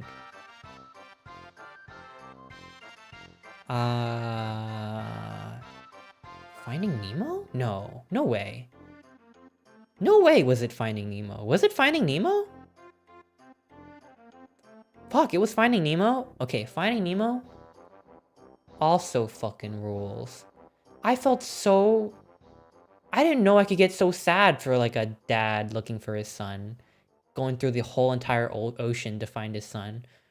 That is like, it's such an epic saga, and the low moments in the movie where the characters are like feeling distraught and they're like saying all these things. They're like, Dory's about to like forget who she is, and Marlin's like, I can't fucking do this anymore, man. I'm so depressed. I'm like, holy shit. This movie fucking is raw as hell. Finding Nemo, and it's got so many iconic moments, and it's such a good blend of like humor, goofiness, like animation goofiness, like all the wacky characters from the tank and the sharks that are like alcoholics, I guess. It's very silly. I'm not really here for the silly stuff all the time, but I think they balanced it so well. Finding Nemo is like high A tier. In fact, it's so high A tier, it's so in its class of its own that I'm actually gonna bump down all these previous A tiers just because of how much I like Finding Nemo. I like it a lot more than I like all these other movies. But the hierarchy still stands. I have to balance it, you know? It's like grading on a curve. I have to make sure the spread is even. Finding Nemo changed my brain chemistry from how many times I watched it. For the better, right? For the better? I hope? I don't know why I watched it so many fucking times. Maybe you identified with Marlin in some way. For the better, yeah, see? It changed my brain chemistry for the better. It was really good. And like the pigeons that say mine, mine. They packed so much stuff in this movie. There's like funny pigeons, there's funny sharks, there's funny scary dentist girl, and there's like depression. And there's like a tragic opening, and like, oh my god, I really like when the starfish gets super scared and farts. Wait, was it the starfish? Who farts ink? No, it wasn't. No, it was one of the school squids that farts ink. I thought that was funny. And then they touched the butt. There's so many, like, I don't know. This movie is like, I think it's peak classic Pixar. Finding Nemo, it's peak what Pixar was for a long time and how it lives in our minds. So Finding Nemo's good. What came after Finding Nemo? The Incredibles? Was it The Incredibles? Yo, Incredibles? Fucking S tier. Our first S tier movie, The Incredibles, is... all of my opinions on superhero movies being like, oh my god, I'm so sick of superhero movies. We keep getting superhero movies. I don't want to see superhero movies anymore. Fuck super. None of that applies to The Incredibles. The Incredibles is the platonic form of all superhero movies. And I really love it. Oh my god, it's so good. They got the fucking like CIA dude that is like super grumpy looking. They got the fucking Syndrome. Well, Syndrome looked kind of weird. Syndrome is kind of... I don't like Syndrome's design. I think he's just kind of funky looking. With his like Jimmy Neutron hair and his like... He's got this like goofy face. I don't think that Syndrome has the gravity that he should as a villain, but maybe that's the point? I don't know, the point that he's like this like goofy kid that turned bad. I don't know, but I don't love Syndrome. The boyfriend, Violet's boyfriend, yeah, he kind of looked funky too. But Edna, no capes. Oh yeah, Edna is really good. Mr. Incredible is going through his like midlife crisis. That's super good. The superhero battles, the family struggles, the statement on like how you have to like conform because like all this shit. Fucking, oh my god, it's so good. The Incredibles is really, really good. And I didn't even come to appreciate it until I rewatched it years later. Because I think when it first came out, I watched it and I liked it, but I didn't really think about, I didn't think about how good it was. And then I saw it again, I'm like, oh god, and it's like so scary too. Like, I think this was Pixar's first PG movie. I always thought it was kind of average. You know what? I can understand why people feel that way, because it is a superhero movie. It's got bang, zoom, superpower, super strength, like it's like a superhero. But I don't know, I just think that there's a layer of... There's a layer of how these characters want to be a functioning family, and how they represent like a suburban family, and how like I don't know, and like they have to like fit in and they don't, and the superhero and the Syndrome and the oh my god. And then when Mr. Incredible goes into that fucking secret base, and then the fucking blobs, the scary looking blobs are like shooting at him, and then the fucking big IMAX screen is like bah, and it's like oh my god, gazer beam bah, and it's like and then he gets like a call on his little locator because his wife thinks that he's cheating on him, and then it goes like burn, and then they start shooting the burn, and oh god, it's so good. I like it a lot. I really like when the Incredibles went burn and they shot the balls at him. That was so scary. And the editing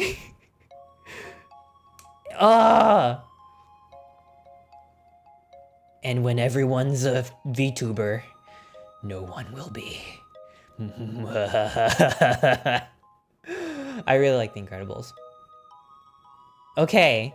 Suki, I'll see you later. Aw, I hope you feel better. Have a good night. Okay. What came after The Incredibles? They kind of didn't make anything for a while, did they? Was it Cars?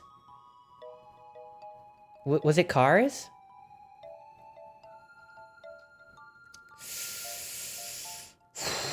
Cars.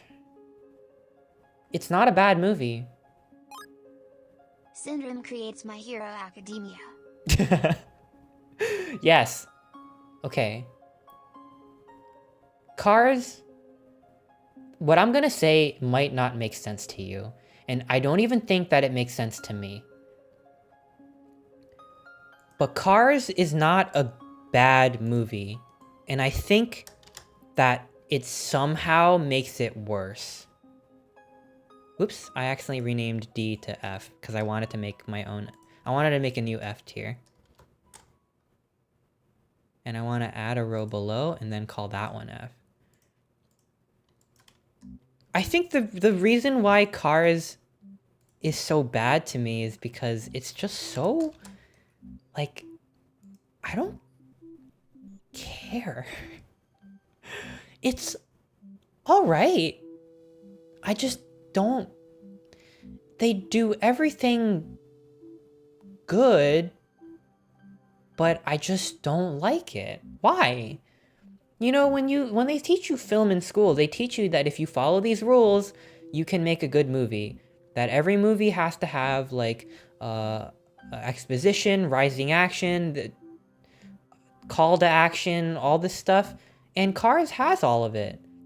But I just don't want to watch it. I just don't like watching it. I don't like the main guy. I don't like the funny looking car. I don't like the weirdly caricatured cars. Like there's like a really Italian car and there's like a really Hispanic car. Like I don't like that. I don't know what they were trying to do with that. If we want to talk about representation again, I don't know what the heck was going on with Cars. We're gonna give Cars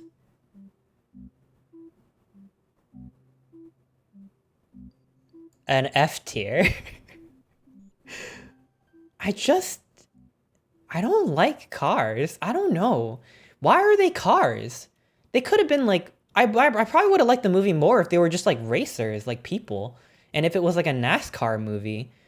The only reason they're cars is so they can sell toy cars.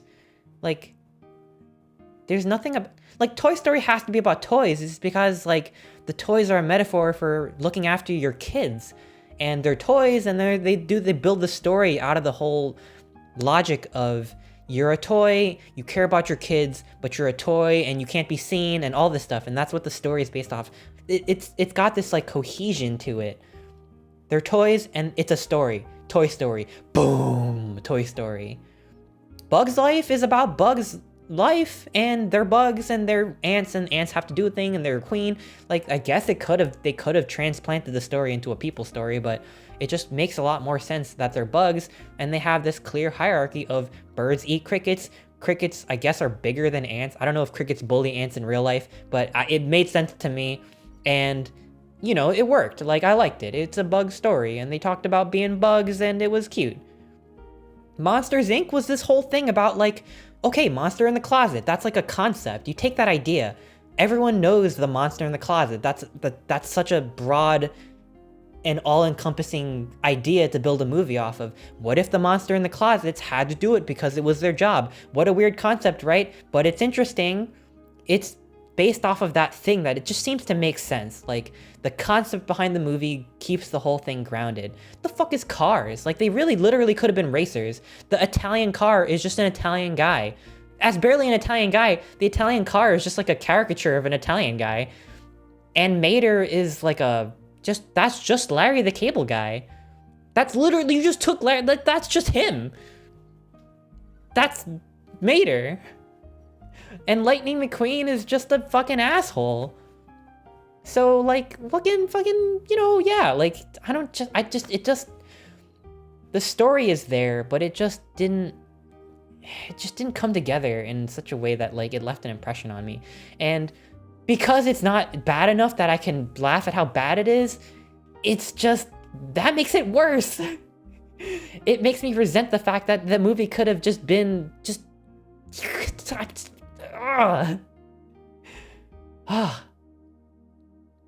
But I think they made a lot of money, so good for them. So what came after? Sorry, I don't know what came over me. Holy crap! I'm really losing it today, aren't I? What came after Cars? The Ratatouille?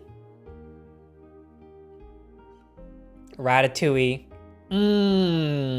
Chef's kiss Ratatouille.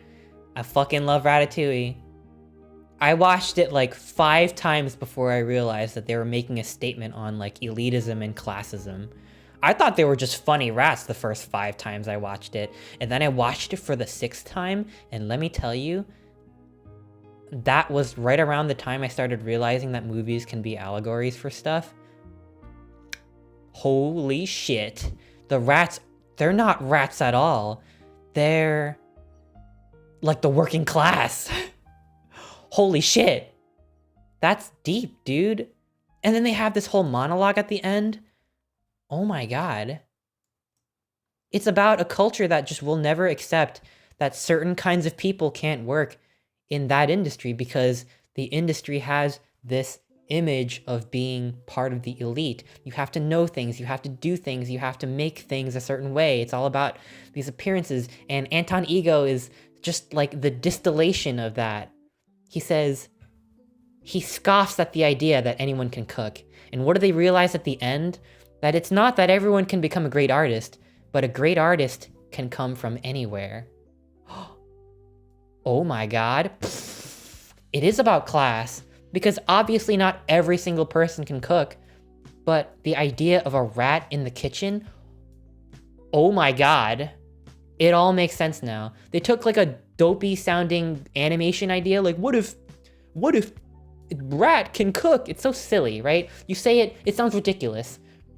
And then you show a clip of the movie and you see a rat pulling on the hair on some guy, and that just looks even more ridiculous. But when you watch the movie, oh my god! It's just like the idea of a rat in the kitchen is such a goofy idea. It's like, what if poop wants to be clean? What if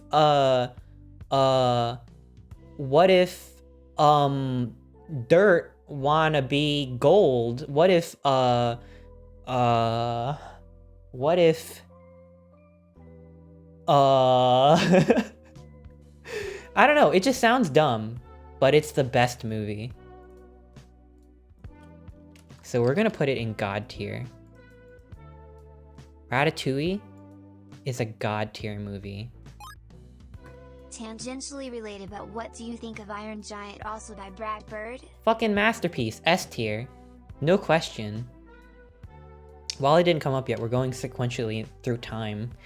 But Ratatouille, oh my god, and then when that French song comes on, I don't know French, so I can't sing the lyrics. Oh. My god. I gotta change my boxers. I really like Ratatouille. I've seen it like 20 times, and it just gets better and better every time I watch it. Alright, Ratatouille is really good. So, fucking Ratatouille. Ratatouille is worth it alone for any inspiration it had for Haka's video. Yes, and that too. Ratatouille 2 by Jackademia, also God tier. Everyone go follow Jackademia. I think I spelled it right. Okay. What came after Ratatouille? Was it WALL-E? WALL-E came after Ratatouille? And what can I say? WALL-E? Where am I gonna put WALL-E? Where is it gonna go? Also fucking God tier, because I fucking love WALL-E. It's a close second for me because I really fucking love WALL-E. Everyone talks about the first 40 minutes of WALL-E, but fuck the first 40 minutes of WALL-E. The first 40 minutes of WALL-E is just... that's just part of WALL-E. Like, the full movie of going inside the ship, that's when you see the full picture. If it were just the first 40 minutes of WALL-E, I probably would put it in C tier, because that's a boring-ass movie. I don't want to see a quiet robot-ass do some stupid garbage shit, but put in perspective, like, the first part of the movie was the best part. Oh, this is awkward. Thank you, Otter Game. I really like the first part of WALL-E, but only because it's in contrast to the second part of WALL-E. Because you really learn about... it's such an intimate character portrait of this robot, and there's so much, like, masterful storytelling. They barely have to use any words, and it's so personal. The camera work is handheld, the lighting is warm, there's a lot of shallow depth of field, you know? And then you go inside the ship, and it's sterile, it's cold, it's brightly lit, the cameras are all on dollies or on cranes, everything is just more robotic. Why is it more robotic? Because the people in the ship have become the robots, and the robots have become the people, and you wouldn't realize that until you saw it. Until you saw the contrast of how different those two halves of the movie are. You need those two halves of the movie.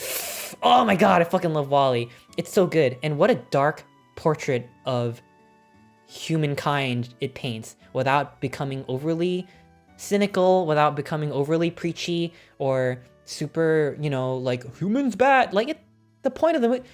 you would think with a movie like this, that the point of the movie is that people bad, robot good, I guess? I don't fucking know, whatever. But it's not. It's not about that.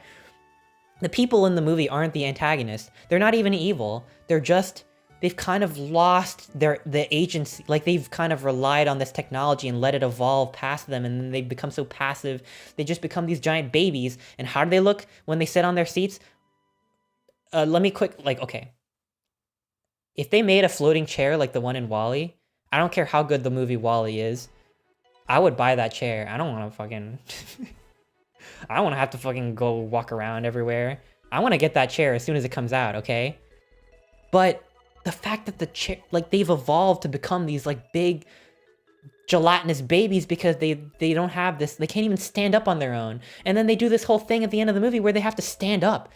That's so powerful. Just like the simple act of standing up, pushing a button, and that's how they defeat the thing, like the fucking autopilot. Like, oh, like that's... It's so poignant. It's so clever. There's that scene where all the people are like falling over and the ship's gone all white and they're like warp speed going to this thing in the plant, and then WALL-E gets crushed. Holy shit. It's so good. I really love WALL-E. And then they go back to the Earth and then they learn how to plant shit. Oh, it's so cool. And Fred Willard, oh my gosh, fucking rest in peace, Fred Willard. Was this the first Pixar movie to use people? They just put that in there. What a bold choice. Just to like put real people in a Pixar movie and have it make sense, because they show the progression between people as we know them today to this like blob of a person, and it's this whole statement on like giant corporation shit, and it's like capitalist takeover dystopia, but it's a love story. It's all that stuff, and it's a love story. They love each other. It's so sweet. They're in love. They're in love. They really, really are in love, and you feel that they're in love, and against this backdrop of this like horrifying sci-fi dystopia, and it's still a love story, and it's so many things, and I really, really love WALL-E.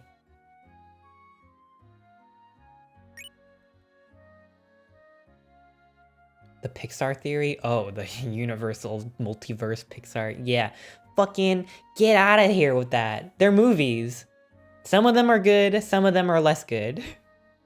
And my criticism, I'll have you know that my criticism is probably... I'll have you know that the average piece of junk, Cars 1, is probably more meaningful than my criticism designating it so. So take this with a grain of salt. I'm just talking about how I feel. I have so much respect for artists. In fact, that's the name of the stream today, is to respect artists. Everyone at Pixar is a mad genius, and they're great. I'm kind of outgrowing cartoons a little bit, but I still really love Ratatouille and WALL-E. And honestly, the people who work at Pixar are like the best, and they're great. Well, I mean, they're of the best. I don't want to devalue other studios or anything, but like they're so good. So this isn't like... I put Cars 1 down here, not because I think the people who worked on it, with the exception of John Lasseter, suck, because they don't. Anyway, WALL-E's really good. I like Ratatouille better, but they're both kind of like head-to-head for me. They're god tier. Okay, what came after WALL-E? What came after WALL-E? WALL-E came out, okay. Up? Was it Up? Was it Ratatouille 2007, WALL-E 2008, and then Up 2009? Everyone is like, oh my god, Up, oh my god, Up, oh, Married Life, dun, dun, dun, dun, dun, wah wah wah wah, wah wah wah wah, wah wah wah wah, wah wah wah, wah wah wah wah, wah wah wah wah. C tier. Okay, what came after Up? Let's see. Up came out in 2009, and came out. Was there anything to 2010? Toy Story 3. Ooh, let me tell you about Toy Story. What? You're upset that I put Up in? Come on. We'll talk more about Pete Docter's movies in a bit, because I didn't see the pattern until I watched his next movie. We'll talk about Up. You know what? Up made me cry. I liked Up a lot.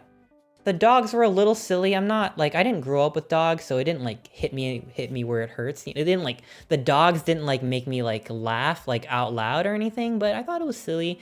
And I like Charles Muntz, and I like that he had a sword, I guess. I don't know. Look, I love dead wife movies as much as the next guy. I think dead wives, I mean, it's not the most feminist trope out there, but it does work. You know, it really makes you feel for the main character. And Up is definitely, of all the dead wife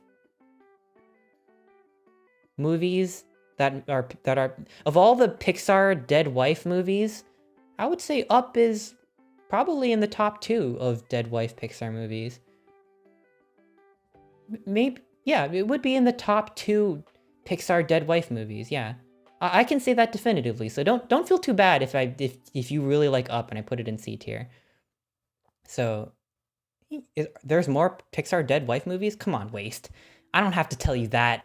You should know how many dead wife Pixar movies there are. There's like 2 others. Well, there's like 1 other and then it got a shitty sequel, but we'll get there. So Up, I liked it. I like Carl. I like the characters. The fact that Carl's a square because, hey, any character designers out there, did you know that if you make characters square, then it's like he's stubborn and stuck in his ways? And if you make character round, like circle, that the character is like round. So take note, character designers. Up, C tier. We got Toy Story 3 next. Toy Story 3. Where am I gonna put Toy Story 3? Explain SpongeBob. SpongeBob defies all logic because of how good it is. SpongeBob is God tier if I could put it on this tier list. Toy Story 3? Gotta be S tier. Because I really like Toy Story 3. That movie is just the perfect end of a trilogy. It's like so many things. It's like Toy Story 2 but better because the bad guy is like a nice guy, but then you find out that he sucks. So I guess in that way it's like Toy Story 2, but then it's like it's so much more. It's like a prison break movie. It's a movie about growing old and like coming to terms with the fact that your kid is old enough to move out of the house. It's about the feeling of irrelevance that you as a caretaker and a parent or guardian feel once your kid becomes old, and it's about what happens to you after that, and if you should, it's about like, should I go in the attic and fucking die forever, or should I fucking, oh my god, like, and then they go to prison, and it seems like the perfect place, and then you got these like horrible kids, and then they gotta break it out, and then it's fucking like they're sneaking around, and then the fucking telephone is like, hey kid, let me tell you that nobody breaks out of this prison. And then like later on he's like, sorry kid, they broke me. I'm like, oh my god, yes, it's so good. I really like Toy Story 3. And that scene at the end where they join hands, that fucking gets me every single time. Holy shit, I really thought they were gonna die.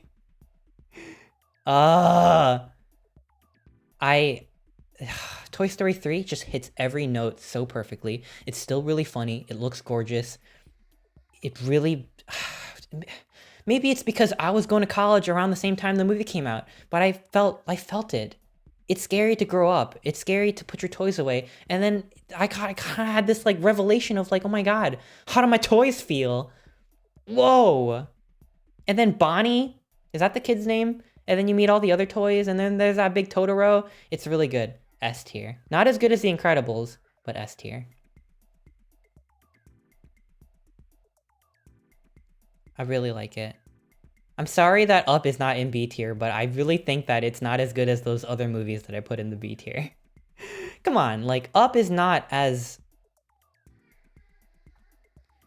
It's just not as clever as Monsters, Inc. It's not as groundbreaking as Toy Story 1. I don't know, I'm sorry. I like Up. I like Up. I do like Up. But it's not, it's not my favorite movie. It's like middle of the road for me. I'm sorry. I knew people would be sad. Okay, what comes after Toy Story 3? Toy Story 3 came out. Is it Cars 2? Okay, I don't remember shit about Cars 2, but I think the Queen of England is in there. And it's really dumb. And there's a scene where Mater's like going to Tokyo, and he's like, oh, let me give me some of that pistachio ice cream. And then the guy's like, no, wasabi. And then Mater's like, I don't know what's up with you. Just give me some of that free ice cream. And then he eats it, and he's like, oh my god, I mean, wasabi is super spicy. D tier. And it's got the Queen. It was very stupid. It's a garbage movie. But I think I had a little bit more fun watching it than I did Cars. What's next? Brave? Is Brave next? Yes, I think Cars 2 has the Pope car. And come on, you got the Pope, you got the Queen, you got Mater eating wasabi. D tier. It's better than Cars 1. Because Cars 1 is just so whatever. At least Cars 2 can exist because Cars 1 already exists. You've resigned to the fact that Cars already exist. You may as well make a stupid movie. Why are they Cars? Okay. If you put it through the why are they Cars test, the famous Chris Yim, Chester the Otter, why are they Cars test? Cars 1, why are they Cars? I don't fucking know. Merchandise. Cars 2, why are they Cars? Cars 1 already exists. And because there is a reason, and that's a valid reason, Cars 1 exists. I can't do anything about it. Cars 1, what can you do? It's Cars 1. You might as well make it a spy movie. Boom. It's better. D tier. So, what's next? Brave? Brave. I saw a very good video essay on...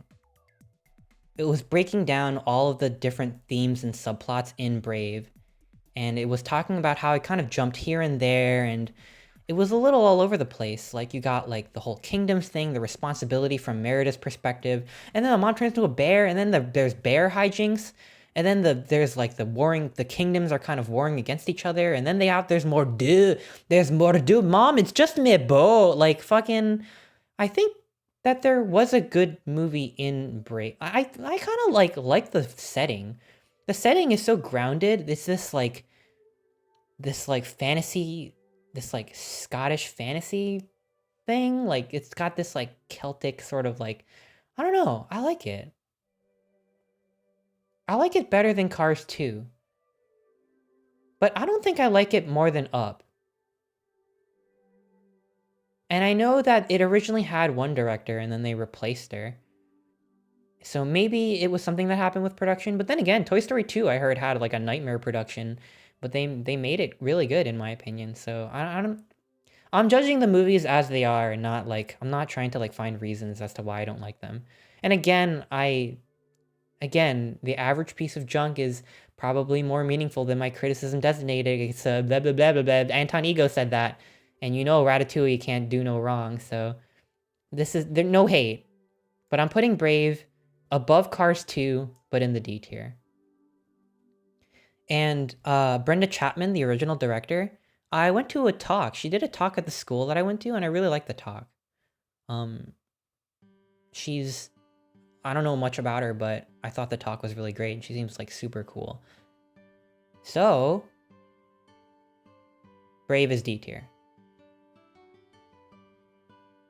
Didn't the entirety of Toy Story 2 get deleted, but it was only restored because someone had a copy? Yes, it did. But guess what? After that, after they saved the movie, they're like, oh shit, this one kind of sucks. So they redid it. They redid it from the ground up. The Toy Story 2 that you see now wasn't the one that almost got deleted. They like cranked out Toy Story 2 like last minute. It was crazy. I'm talking like I was there, but I wasn't. But when I read about it, that's the thought I had. I was like, wow, that sounds crazy. But again, it doesn't affect how I rate it because... I'm just taking it in as an audience member. Yeah, I think that's true. You'd have to fact check me. I'm not always right, but I think that's what happened. Monsters University. I thought this movie would be a whole hunk of shit because I saw the trailer and it looked really stupid. And then I saw it and I was like, fuck. I really like the college movie genre. I don't know why. Maybe it's because I was such a loser in college and I get to kind of live through this like romanticized vision of like the American college experience, and I live that through these movies, even though that's not real life. Or maybe it is real life, just not for me. But I think it had a lot to say about like Mike Wazowski being someone who's worked so hard but just doesn't have that, like, he's not scary, and then Sully's like this really privileged guy and he kind of goes through like the character dynamic they set up between, and okay, fine, I admit it, the main evil person in Monsters University was so hot. Oh my god, Dean Hardscrabble. Oh man. Oh my god. That is the hottest Pixar character. A tier. Dean Hardscrabble. I'm getting hard Scrabble thinking about Dean Hardscrabble. Know what I'm saying? Shit, wrong button. Damn it. Oh my god, she's got this like reptilian sort of gargoyle look. She's got wings. She's in like a oh my god. You know, okay. Oh, all right. Dean Hardscrabble. Yeah. You put me in detention any day. What came after Monsters University?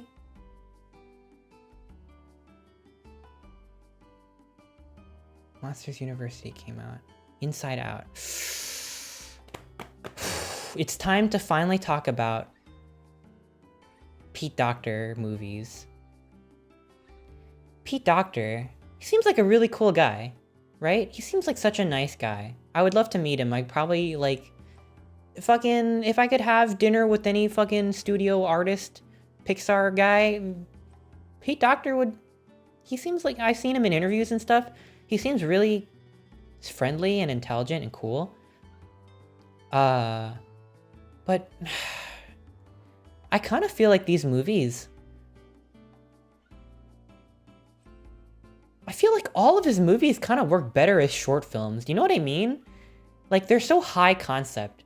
Every single one of these movies, Up, it's old man lifts his house with giant balloons and floats into his dream. Like, that's such a lofty idea. It's really hard to pull off.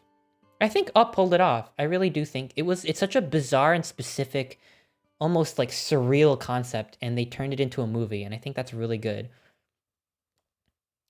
But it was also kind of all over the place too. They got the bird and this kid and the dogs. I don't know, it just didn't kind of come together for me.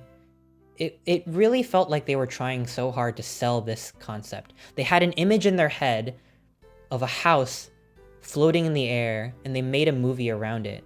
And it just still kind of feels like, why are all these wacky elements coming together? They really were in love with this one image. And I think the movie kind of suffers for it. Like, I don't know if that imagery is warranted for a feature-length film. I kind of feel that way about Inside Out, too. It's such a high concept.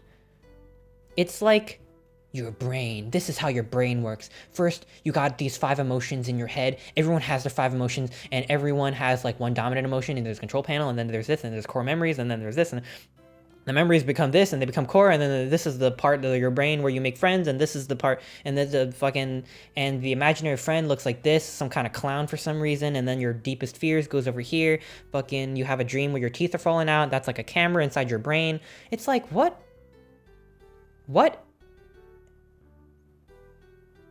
What's going on here? I kind of wish that it was a short film. If it was like a 20-minute short film nominated for the Oscars, I think it could be like really good, you know? But there was so much like explaining and exposition and like internal logic, and like it just felt kind of divorced from reality. Like, you take a movie like Ratatouille, and it's so like, it's got that grit, it's got that texture, you know? You're like, it's like you're really there. And WALL-E too, it's also kind of a high concept, but you really feel for this robot. Like, you understand this robot's motivations on a personal level, because you get to see him compacting trash for the first 40 minutes. But then Inside Up, it just like, I never really saw the characters as characters. I just saw them as chess pieces, you know, moving in a really intricately made chess set. Like, it's beautifully made. I can appreciate the craftsmanship, but at the end of the day, I just didn't feel like I was there with the characters. Like, joy is joy, and sadness is sadness. And then Riley is super depressed, and I felt really bad for her, but I wasn't sure if, like, Joy was the main character, and then they fucking headquarters, and then Bing Bong is his name. Fucking Bing Bong sacrifice. Sorry to spoil Inside Out, but like the Bing Bong scene is so like you're supposed to be really sad, but I just thought it was so goofy because I wasn't there. Like I didn't feel like I was present. Like they didn't feel like real characters I could empathize with. I could just appreciate how well made the movie was. I can appreciate like the texture of the emotion skin. Like Joy has this kind of like frizzy sort of like fabric texture, and it's like really nice. I got to think a lot about like how my brain works because of this, and like it got me thinking about like basic psychology concepts like why do we have fear, why do we have anger, and it's this beautiful framework for how to think about life. But at the end of the day, it was kind of an okay movie. I'll give Inside Out C tier, not as good as Up. I felt like Up was a little bit more real to me, because at least you could see that like this dude's living with a lot of regrets, and then when he meets Charles Muntz, his childhood idol, he's kind of who he could have become, and it's like, oh my god, and then he's like swinging a sword. Holy shit, I got scared. I thought it was more interesting. This is a useless gripe, but the depressed girl's character design is one of the boringest character. What? Wait, Riley? She was a girl. Riley was just a girl. For some reason, people really thirst after Riley's dad, because he's got the mustache. I have no comment. I don't think he's my type. That does nothing to me. Dean Hardscrabble? Alright. Riley's dad? More power to you if you like Riley's dad. But it doesn't make the film better. I remember really liking Inside Out when I walked out of it, but I don't think it stuck with me like all the other Pixar movies do. Like the B and Up tier Pixar movies. The comic relief character? Bing Bong? Are you talking about Bing Bong? Take her to the moon for me. Isn't that what he says? Yeah, he's okay. He's very silly. I mean, Dexter's Lab did it better. Dexter's Lab had Kusa Lagoop, and he was a way better imaginary friend. Same kind of deal, too. Like, I kind of feel like Bing Bong was like a shittier Kusa Lagoop. You remember Kusa Lagoop? He's the guy that made the Pepe rap. You remember that? Anyone who watched Dexter's Lab? No? No one? Okay, it's just me. Fine, whatever. I don't care. It's fine. Really like Dexter's Lab. Bing Bong made my flight 10% worse. Oh no. But you got so close to the moon where he wanted Joy to take Riley. And you were on a plane, so you were like more... They took you to the moon, you know what I mean? Yeah, Kusi, I'm glad you remember, Mrs. Argent. Okay. Fucking Inside Out, that's C tier, but less good than Up.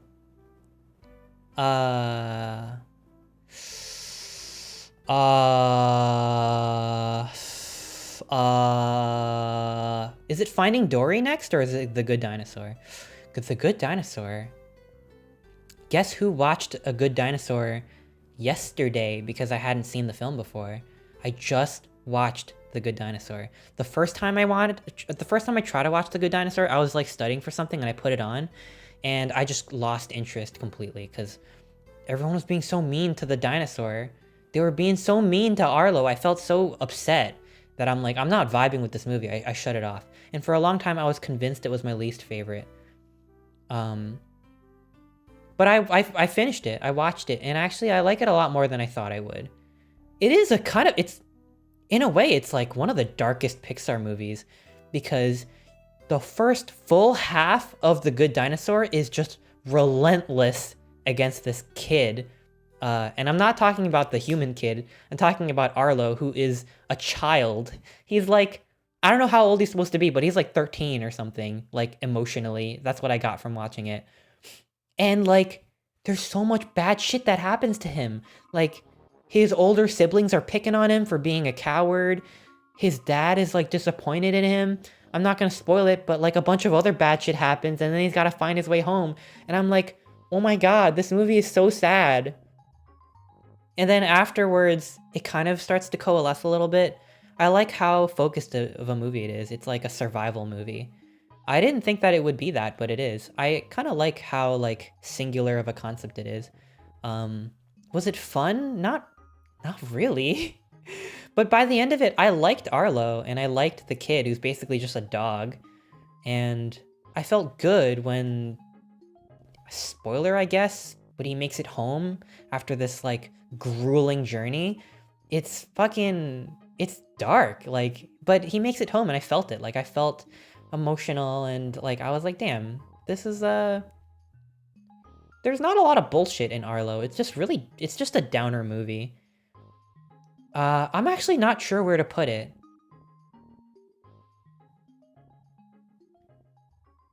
I think I like it more. I'm not sure if I like it more than Brave. Because I liked that fucking scene in Brave where she's like, I'm Merida and I'll be shooting for my own hand.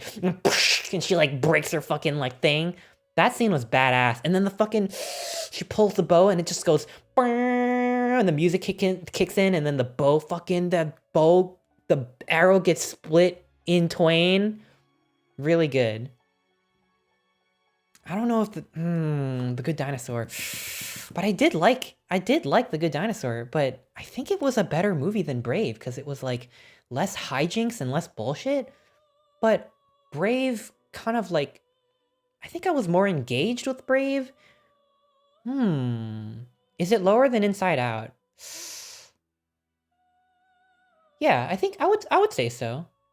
I know I said a bunch of bad shit about Pete Docter movies, but they are very, like I said, it's like watching chess pieces move a beautifully crafted chess set. I don't connect with it for some reason or other because they feel a little too abstract for me, but I think they're really, really good movies. Like I could never even dream of making a movie to that scope and concept and like scale and like I'm not even I'm like a fucking insect. I really like them. I know I put it in C tier, but I hold C tier in really high regard, okay? This is the Pixar tier list. We all know Pixar movies are good. But Good Dinosaur, not as good as Inside Out. But I don't even think it should be on the same level as Inside Out. I think it's...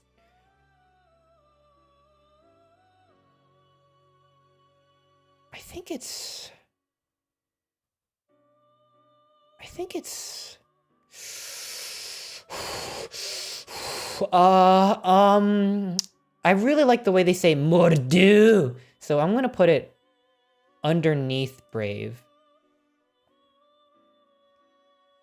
Cause mordu was really scary. So we're gonna put The Good Dinosaur between these two. Remy is in God tier. Don't you worry, I fucking love Remy. Alright.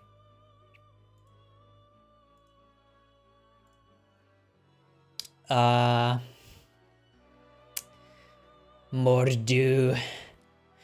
Mom, it's just me bowl. It's just me bowl. High D tier. Yeah, I do love you, Remy. Good job on Ratatouille. I think you did really good. Okay, so Dory is a movie that I thought was decent the first time I watched it. So I'm like, yeah, you know what? My parents rarely watch movies, and I kind of like this movie. So I'm gonna make my mom watch this movie, even though my mom hates movies. So I'm like, Mom, please, like, I just want to have a bonding experience with you. You know, like, I want to, like, relate to you. I really love movies. I really love Pixar. You should come with me. We should watch it. She's like, finally, after, like, trying to get her all day to go to this movie, we watched it. And my mom was like, what? did you make me watch? And I'm like, wait, Finding Dory kind of sucks. I kind of hate Finding Dory. This movie is all over the map. There's no coherent story whatsoever. Everything in this story is, oh my god, I just remembered something. We gotta go here. Blah, blah, blah. Where's Dory? We gotta go here. And they're like hopping from freshwater to saltwater. Like, that's gonna kill you, buddy. You can't do that. But I'm gonna put that aside because this is a cartoon. But like every 10 minutes of the movie is like, I just remembered this thing. We gotta do this thing. And we gotta go here. And I'm like, what is the movie? Like, there's no movie here. It's just like so bad. We're gonna put Finding Dory in F tier below Cars. I don't remember anything about it. Maybe that's the point. Maybe it's kind of like a Memento thing where it's like you're supposed to not remember because Dory doesn't remember. I just remember that Dory's dad had a bald spot. I like that they explain why Dory could read. It almost felt like they made an entire movie to explain why Dory could read in the first movie. That was the beginning of the end for Ellen. Yeah, you know what? I don't doubt it. I think you're right on the money. I'm sorry. I know this tier list is gonna ruffle some feathers, but I really did not like Dory. But I like the short film that went before Dory. Piper. Piper was really cute. That short film, Piper. Fucking, what was the movie that they showed, the Umbrella movie? The Umbrella short film where the umbrella, like the boy umbrella and the girl umbrella are in love with each other? Was that Monsters University? I feel like no one knows that one because no one saw Monsters University. But that short film is really good. The Umbrella short film? Fuck, what's it called? The Blue Umbrella, I think it's called. I really like the Blue Umbrella. It's so cute. Oh my god, I really love the Blue Umbrella. That's such a nice short film. I really felt it. Sometimes I watch animated short films and they follow such a formula, but I really felt it. I really felt the Blue Umbrella. It was really cute. It's hetero, but it's cute. I'm just joking. Well, not really. Well, they're umbrellas. Fucking whatever. I liked it. Did you see Burrow? Burrow. Yes, I saw Burrow. Burrow is really cute too. Oh my god, the animation in Burrow is so adorable. Holy shit. Oh my god, it's 2D. I really love Burrow. I think my favorite Pixar short film besides Jerry's Game, which is God tier, of all the mortal tier list Pixar short films, I really like the one that showed before Toy Story 3. That was the one where it was like these two abstract concepts of these like two-dimensional UPA looking dudes are like fighting each other. One's like daytime and one's nighttime. And they're like trying to like wrestle each other for dominance over the day. And then like they have this like revelation because they tune into this like radio podcast or some shit. I thought that was really good.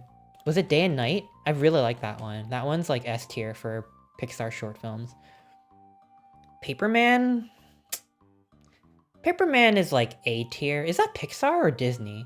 It has a very Disney feel to it. Paperman is like high B tier, actually, more I think about it. It's just like, how many animated short films have like sad office man fall in love with pretty girl and the pretty girl just look like girl? Like she just like, I don't know. I just felt like it was like beautiful and artsy, but also kind of mediocre in a lot of ways. No, I mean, I don't want to be mean. I really like Paperman. Fuck, it was so good. But I don't know. I think a lot of it didn't jump out at me. Like it's kind of like the quintessential short film chase movie. Paperman is just like, man works in office, falls in love, chasing letters across town because he loves women. I don't know. I don't want to be mean, but I kind of feel like I've seen it already. You know what I mean? Like, that's a movie I've seen a million times, and I'm not gonna deny that it's really good, but Day and Night? Fucking so clever. It really felt like I felt different after I watched Day and Night. Kitbull! That wasn't attached to any movie, was it? Wait, I can't get to these short films yet. Kitbull, by the way, S tier, but I want to finish these first. Have you seen the Don Hertzfeld short World of Tomorrow? Oh my god. I need to watch that. I know of it, but I need to like rent it off of Vimeo or something. Holy shit. I want to make a note right now. I'm gonna write it on my arm. Don Hertzfeld World. I'm writing it on my arm. Of P. Okay. I gotta watch that one. Cars 3. Cars 3. Cars 3. Oh my gosh, Lynx Wolf, thank you so much for gifting a sub. Welcome, welcome. I really appreciate it.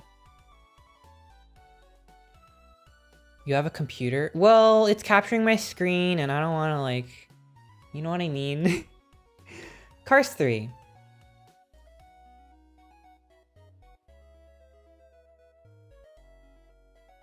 I didn't hate Cars 3. There's like a scary school bus car in Cars 3 where the Lightning McQueen and this other new character that they introduce are like going on some sort of like, I don't know, forget what they're doing. They're going on some cross-country training thing, some training regimen, and at some point they like get caught in this like underground cage match thing, and there's this like scary looking school bus that chases them around. Miss Fritter. And for that school bus alone, we're gonna put it in D tier above Cars 2. I like that Lightning McQueen almost died. D tier above Cars 2. There's a car. What? How could you not know about Cars 3? Wait, I gotta drink some water. I've been talking for hours. I don't know if it's the best Cars movie, but it did take itself seriously as a movie, which I can appreciate. And Why Are They Cars? Well, fucking Cars 1 was a movie. So it passes the Why Are They Cars test just by virtue of being a sequel. And it wasn't an utter disaster. And there is something about Why They Are Cars, because, like, the whole point of the movie is that Lightning McQueen feels old. And he feels old and irrelevant. I'll talk more about Cars 3 when I talk about Toy Story 4. But I will say that the fact that they are cars, I think, lends itself to the theme that if you feel like you're becoming... I don't fucking know what the theme of the movie is, but it has to do with the fact that Lightning McQueen is becoming obsolete. And I think the fact that he's a car really drives home that... It really drives home the idea that, like, they're cars. Like, there's this new car that is just literally better than Lightning McQueen. He's old. He's old, and he sucks now, and his career is over. And I think that's... I kind of like that. Did I connect with it? Not really, but I liked it. And I thought the graphics were really nice. Like, the graphics of the graphics, they're cars. And it was good. No mention of anything that happened in Cars 2 whatsoever. Cars 3 just pretended that Cars 2 didn't happen, which I think is funny to me, but also a little sad. They were never like, hey, Mater, remember the time we went to fucking the Vatican? It just, like, completely, like, just ignores Cars 2. Cars 2 was a fever dream. It's not canon, apparently. I guess I can respect that. The edgy Cars 3 trailer? Yes. That makes me like it more. The fact that the Cars 3 trailer was just straight up Lightning McQueen dying, I like that. Lightning McQueen fucking died. Would I like the movie better if he actually did die? Yeah, I would. It would probably be at least C tier, if not A tier. But they didn't kill him off. Instead, they made a very sweet movie about, like, paving the way for future generations of cars, like being a good mentor and stuff like that. Basically, that everything John Lasseter wasn't. And I could kind of appreciate that. So, yeah, Cars 3, I feel pretty good about putting it right here. The Good Dinosaur is definitively better than Cars 3. I'm happy with that. Based solely on the fact that he died, yes. I never said that it was objective. This is all my opinion. Cars 3. Was it Coco? Coco fucking gets me. That movie makes me like fucking cry. Like, Coco is so good. Coco is amazing. I'm putting it above Finding Nemo, which I don't do lightly, but I really, really love Coco. I don't really think they reinvent the wheel with Coco, but I love the imagery of finding your idol and it's this fucking like undead Great Gatsby party, and it's fucking loud and boisterous, and it's like fucking the imagery, the fucking the yellow like leaves and stuff. Oh my god, and the music, remember me. Oh my god, I fucking love Coco. There's so little bullshit in this movie. It's so good and emotional, and like, oh my god, at the end, where he fucking wakes up and the lighting is all warm and he's like so panicked and he's fucking crying because he knows he's running out of time. And then, oh my god. Oh, and then they're trying to get the grandma to remember shit. Oh my god. Coco is so good. People got mad at Coco because it was a Day of the Dead movie, just like Book of Life. Fucking, there can be two. Oh my god. Why would you make the two Day of the Dead, the Dia de los Muertos movies fight each other? Don't do that. We like both. It's two cakes. We like that. I really like Coco. Here, let me find a tweet. It's like this fucking TikTok or something that always makes me laugh. I have to pull it up. I don't know if I'm gonna be able to find it. I know this stream is kind of going long for just talking, but I need to find this because it's so funny. Yes! Okay, wait. I'm gonna paste it into Microsoft Edge.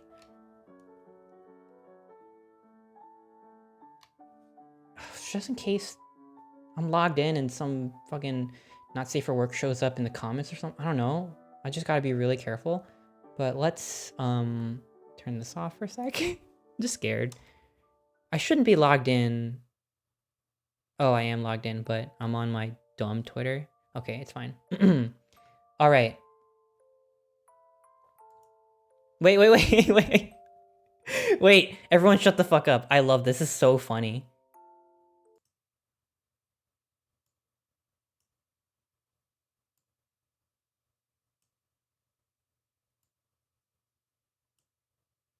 Can you see this?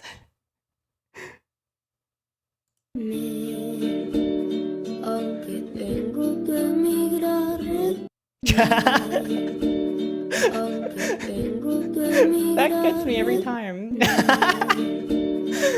Oh my god. This is how I feel watching Coco. How did they get it so good? How did they get her so good in the frame? What? How did you do that? Oh god, I love this movie so much.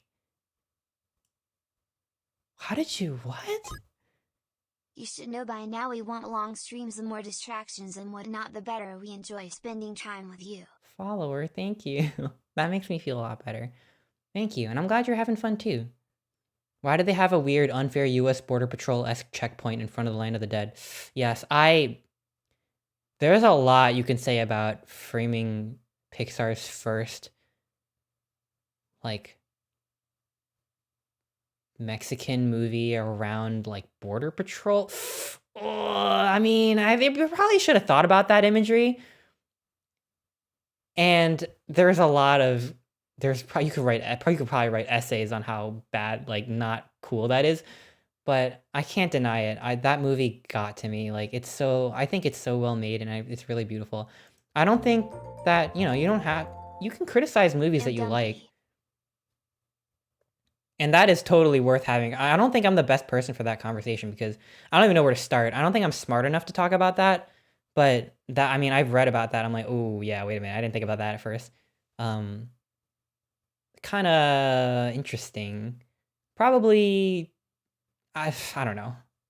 But I'm really happy putting Coco in A tier. Maybe even low S tier, but I think that Toy Story 3 and The Incredibles just...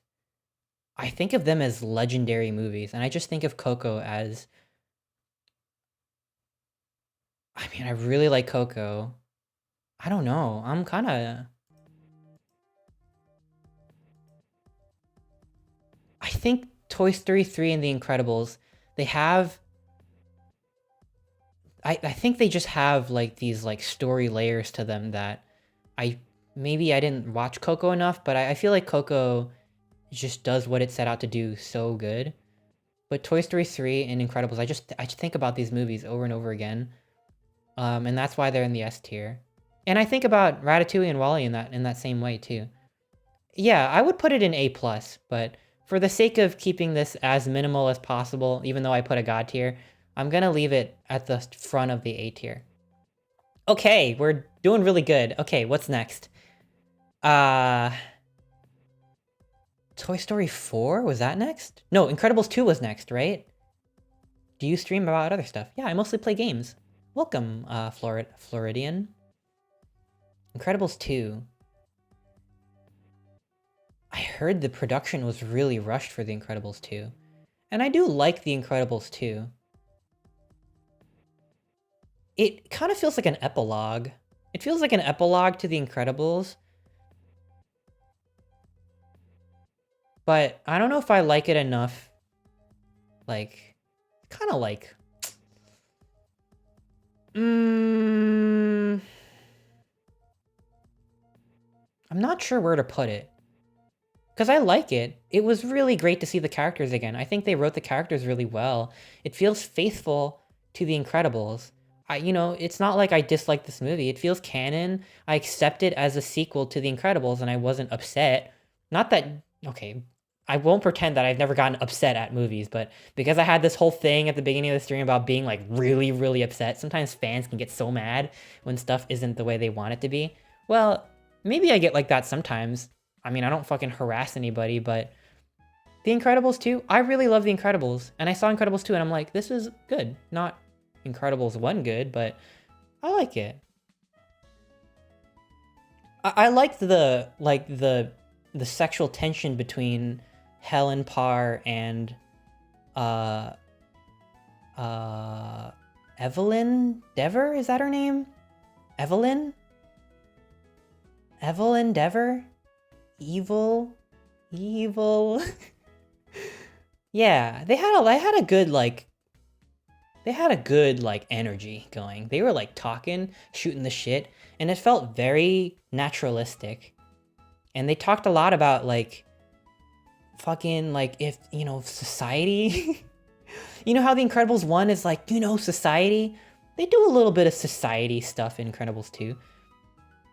It kind of had this like boomer message of like, oh, you millennials and their phones a little bit, but not exactly. Bob Odenkirk's character just looks just like him. Who's Bob Odenkirk?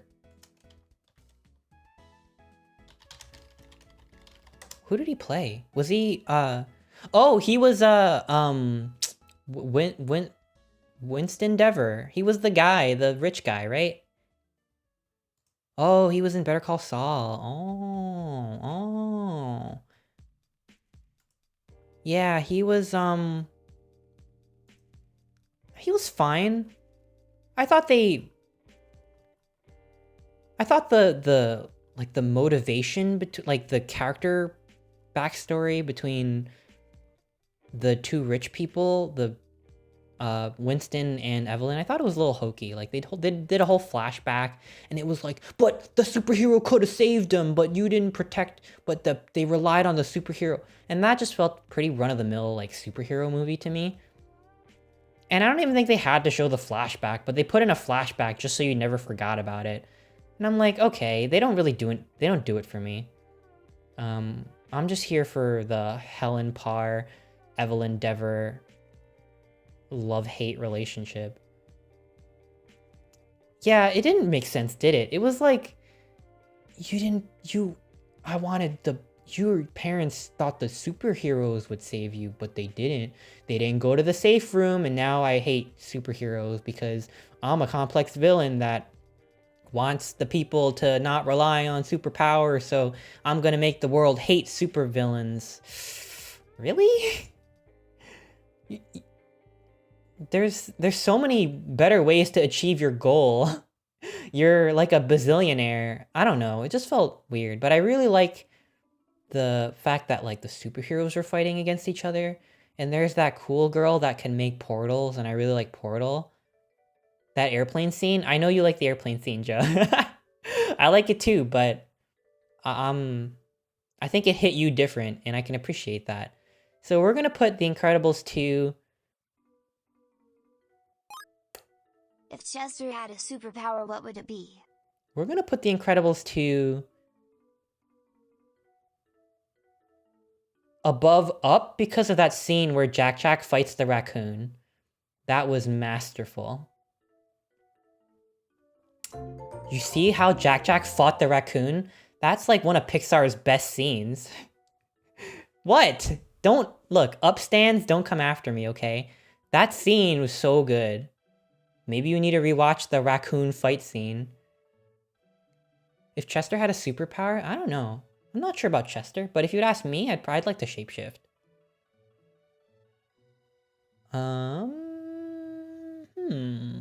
Funny Baby. No, it wasn't played like that. It wasn't like Boss Baby level humor. It was like a funny scene. Like, it was slapstick, it was action, it was goofy, it was... I don't know, I just really liked it. Incredibles 2 is a good movie. It just didn't... It just... You can't... It can't be as good as Incredibles 1, right? It was a nice little epilogue.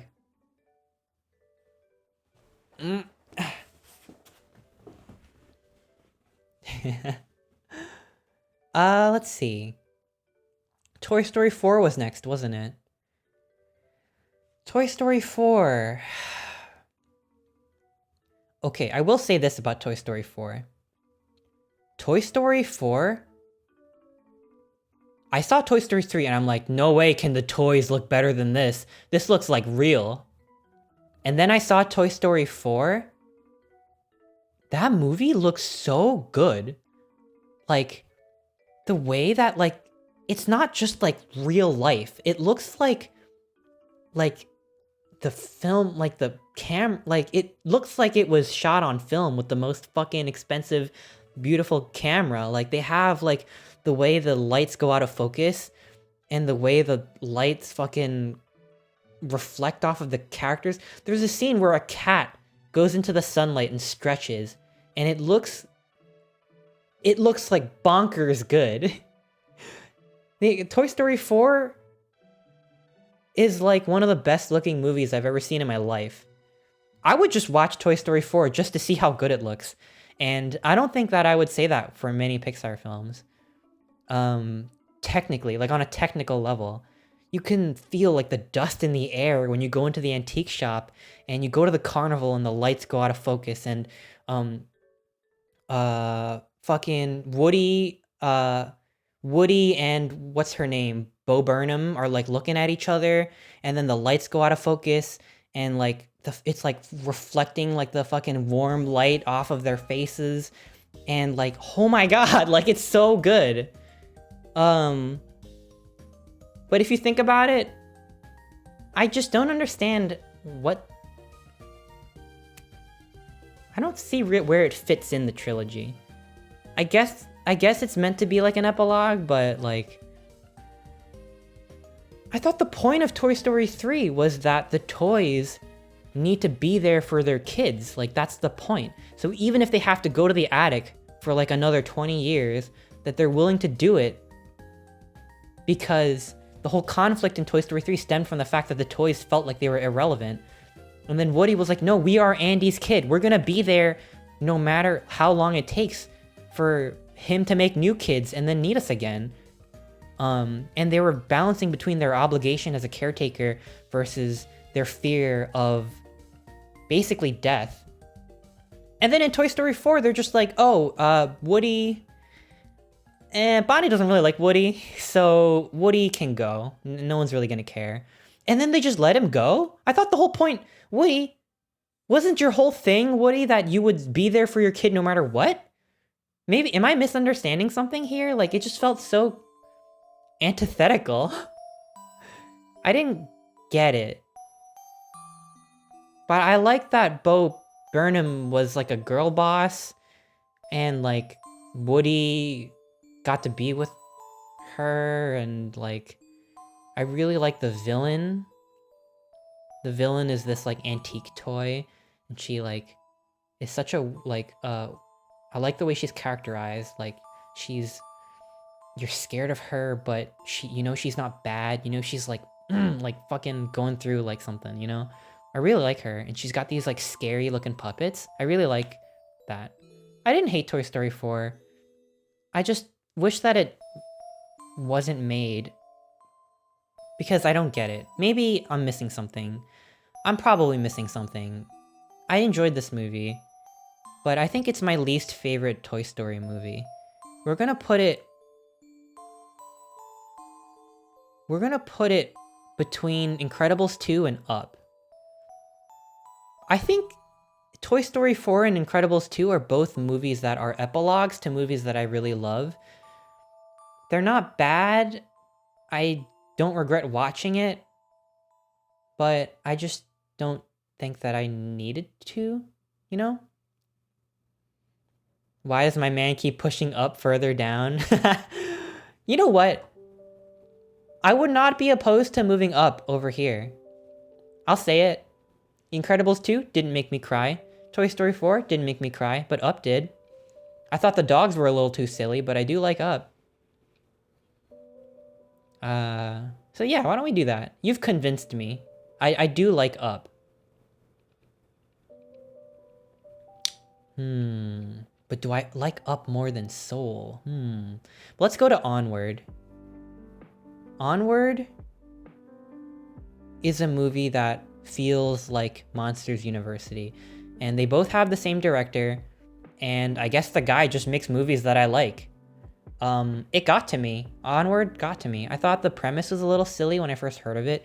What if Fairy Tale was real life, not fair? What if fantasy was like not fantasy anymore? I don't know. I was like, okay, I guess that's a Pixar. Kind of feels like an AI generated Pixar premise, right? But then I watched the movie and it got me. I am gonna put Onward above Monsters University.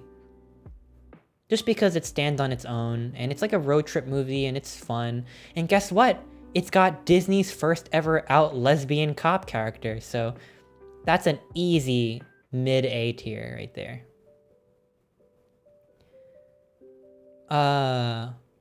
So I think these two movies are really good. In fact, I wonder if... No, I could never. But maybe it's recency bias. But there's less fluff in Onward. No way. Finding Nemo is legendary. I could never do that. But I don't know. I think if I would rewatch a movie right now, I might rewatch Onward and not Finding Nemo. Because maybe it's because after like 15 years of hearing shark bait hoo ha ha in my head, it finally became old for me. But I won't do it because I know how I felt when I first watched Finding Nemo, and it is sacred. I won't touch it. I think Onward is just more fresh in my brain. Okay, we're really getting down to the wire here. Whew, all right. Soul. Fucking Soul. This movie breaks my heart. There's a lot I like about Soul. But I feel like... Do you thinking of the dead wife got him a sandwich and chips braless as he got a double bot kill? Holy shit! Ninja is Carl Fredricksen? Hunter the Wolf, thank you so much for the gift sub, thank you. Okay, so... Soul is a good movie. And I think that maybe it could have been great, but the ending was a little too goofy for me. My problem, I don't want to say problem, I feel like such an asshole. How many people, you can go on YouTube and search the problem with Steven Universe, the problem with this, the problem with animation today, the problem with the cow, like fucking, I don't want to, I know I've been talking for like 3 hours, but I really don't want to be such a negative Nancy about these movies, because I love them all. Even finding, well, I love everything from D tier and up. So, like, they're all really good movies. But I think with Soul, I was really invested in the character. I was invested in Joe Gardner as a character. He felt really real to me. All the dialogue felt so naturalistic between him and, like, his buddy and, like, the barber. Even though, like, it wasn't really him talking to the barber. They did all this stuff. And, like, the way they portray, like, okay, how many movies are New York City movies, right? There's New York, you see New York City in a movie, it's not exactly special, but I don't know, I really felt like they captured the spirit, like the romanticism of New York City so well. And, like, you can see, like, the musicality of, like, the, you know, he's like a music guy, he's trying to chase his dreams in the city and the jazz and everything's alive. And then you get the soul stuff. And you sink back into that, like, Pete Docter, intricate chess set, high concept, mumbo jumbo. And it's not real to me. It's not real. The mythology of the souls and the great before and the U seminar and the great beyond. And, like, I really like how abstract they look. But at the end of the day, it's like, they're just pictures. They convinced me that Joe Gardner is a person, and then they took the story away from him. You know what I mean? Like, about 2/3 into the movie, I feel like Joe Gardner's movie finished, and then it became 22's movie. And I just could not give a Remy's ass about this whole thing about the lost souls, and how you gotta, like, remember your purpose or something, or like how you have to, like, find your what do they call it, your, like, passion, your spark, fucking all that stuff about, oh well, you gotta find your spark, but then you gotta, like, go into the hall of everything to find your spark, and then if you find it, then it shows up as, like, your cutie mark, and then you gotta, like, then you get the earth pass, and then till then you can't get rid of the unfinished Earth Pass, but then once you finish the Earth Pass, you can give it to anybody. And then there's, like, a bunch of Jerrys, and then a Terry, and then there's this and that, and I'm like, what happened to the New York City and the guy that wanted to chase his dreams, and the student that looked like she would really love jazz, but she was so upset that she showed up to the teacher's house to talk to him about how she's gonna quit, but secretly she wanted him to convince her to get back into jazz. Like, that was such a good story. I wanted to hear that story. And I think that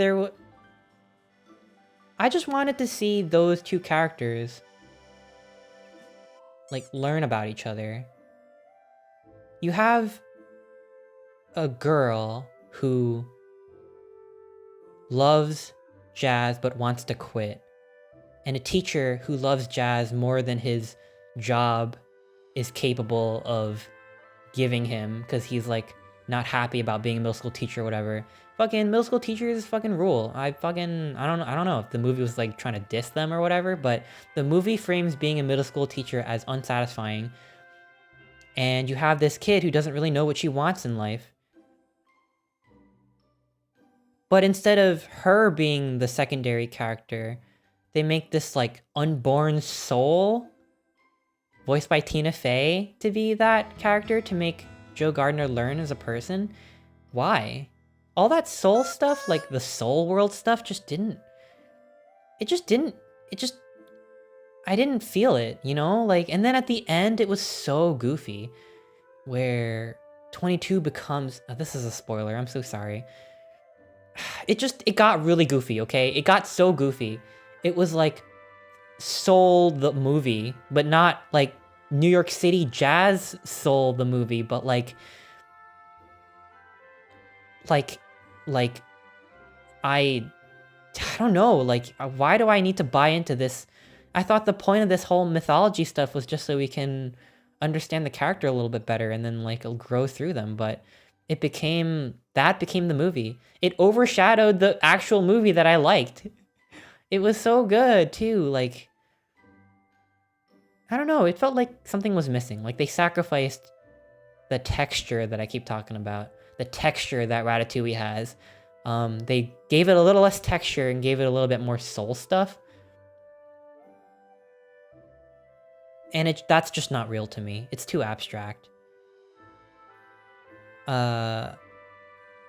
Is it better than Up? I don't know. I don't know if Soul is better than Up. What do people in chat think? Do you think Soul is better than Up, or do you think Up is better than Soul? I'm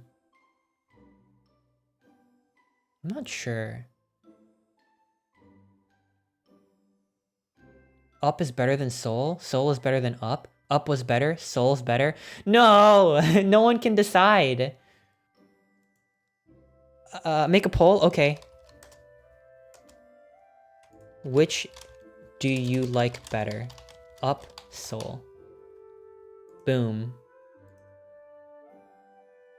I can't decide. I think the reason why I'm so disappointed by Soul is because of how much I liked it, though.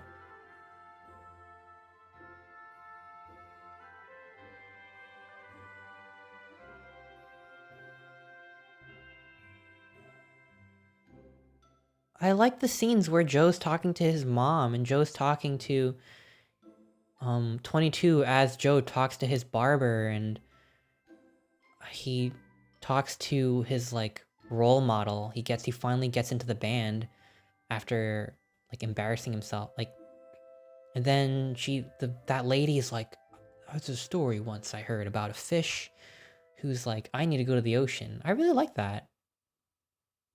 Up is better?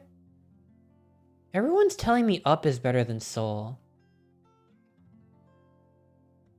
I kind of like Soul better than Up. I'm sorry, but old guy with a house full of balloons is just too weird. Like, why? You could tell, like, there's a really good story inside Up, but the imagery with the house and the balloons and the birds and Charles Muntz and the blimp, they just feel like such disconnected pieces that they made it work and they put it into a movie, but I don't really get why all those pieces have to be in one movie. I can at least see what they were doing with Soul. It's about music and life and what it means to live. I can kind of see that. I think I like Soul better. Soul is gonna go high C tier. I don't want to put it on the same level as Bug's Life and Toy Story, but I do like it a lot. Soul's a good movie. I know I just shat on Soul, but I have a really bad habit of processing how much I like movies by saying shitty things about them as if I know better, but I don't. And that's something I am working on and that I'm aware of. And I'm sorry that I sound like so much of a dick, but I really liked Soul. I watched the movie and I was like, this was a solid A tier. And then I got to the end and I'm like, C, maybe B. You know what? How angry would people get? How angry would you get if I swapped Soul and Toy Story? If I put Toy Story 1 in C, high C, and then I put Soul in low B, how mad would you get? I'm just saying hypothetically, how mad? Would you hate me? Ouch? Angry? Mad? Okay, I won't do it. I won't do it. Soul is B? I know, I want to put it there, right? I would explode, please don't. No, no, no, I don't want Space Vermin to explode. Okay, okay, okay. I don't want to do it. I'm close to putting it like this, though. I won't touch Toy Story, but I'm close to doing this. Just because I think it's bold. I think it's a bold movie. I really do think that Soul is a bold movie.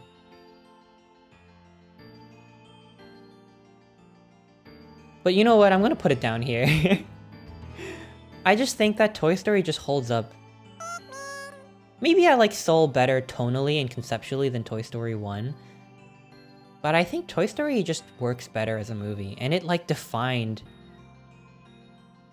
There's movies after Toy Story and there's movies before Toy Story. Love it or hate it, Toy Story changed everything. And I can't do that to Toy Story. You know what I mean? It is iconic. I don't really like Toy Story 1 that much, but it's iconic. I can't mess with that. And like what's the kid's name? The bad kid? What's his name? Sid? With the fucking like messed up toys, like the baby head. Oh my god. So scary. I'll do it for Sid and his messed up legs fishing rod and messed up baby head. And I like that Woody like broke character and like freaked the shit out of Sid and like, oh my god. I thought that was cool. And I like how mean Woody is. It's hard to get a mean main character and you still like the movie, but Woody was kind of an asshole and I really liked the movie, so they pulled it off. I don't know, I like that. He's just so mean. But he gets better, right? Woody he grows so much throughout the trilogy. Quadrilogy, I guess. Yeah, you got a friend. Alright, yeah, I can't, no way. I would never swap Soul and Toy Story. I thought of it, but I was wrong. Okay, Luca. I talked a bit about Luca before, and I meant what I said. I think I was a little hard on it when I first watched it because I did think it would be somewhat unambiguously gay, but it's a good movie. Luca is really good, but like I said, I wish there was more like negative space in the movie. Like there's so much. We gotta get the bike. We gotta eat the pasta. We gotta twirl the pasta. Hey, did you learn about planets? And they could just spend a sequence having Luca look at Alberto. Is that his name? Just have a scene where they're talking to each other without actually having to say anything, you know? Some room for them to breathe. I really think that I think it could have benefited from that. I don't know. But Luca is a beautiful movie. I think it has like a sort of like emotional warmth, like genuine emotional warmth that a lot of movies just can't get.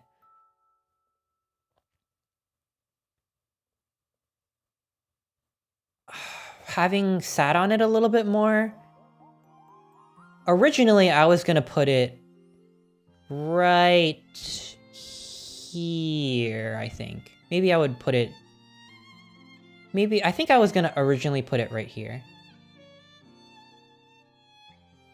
But after, like, sitting on it and thinking about it, I'm gonna put it...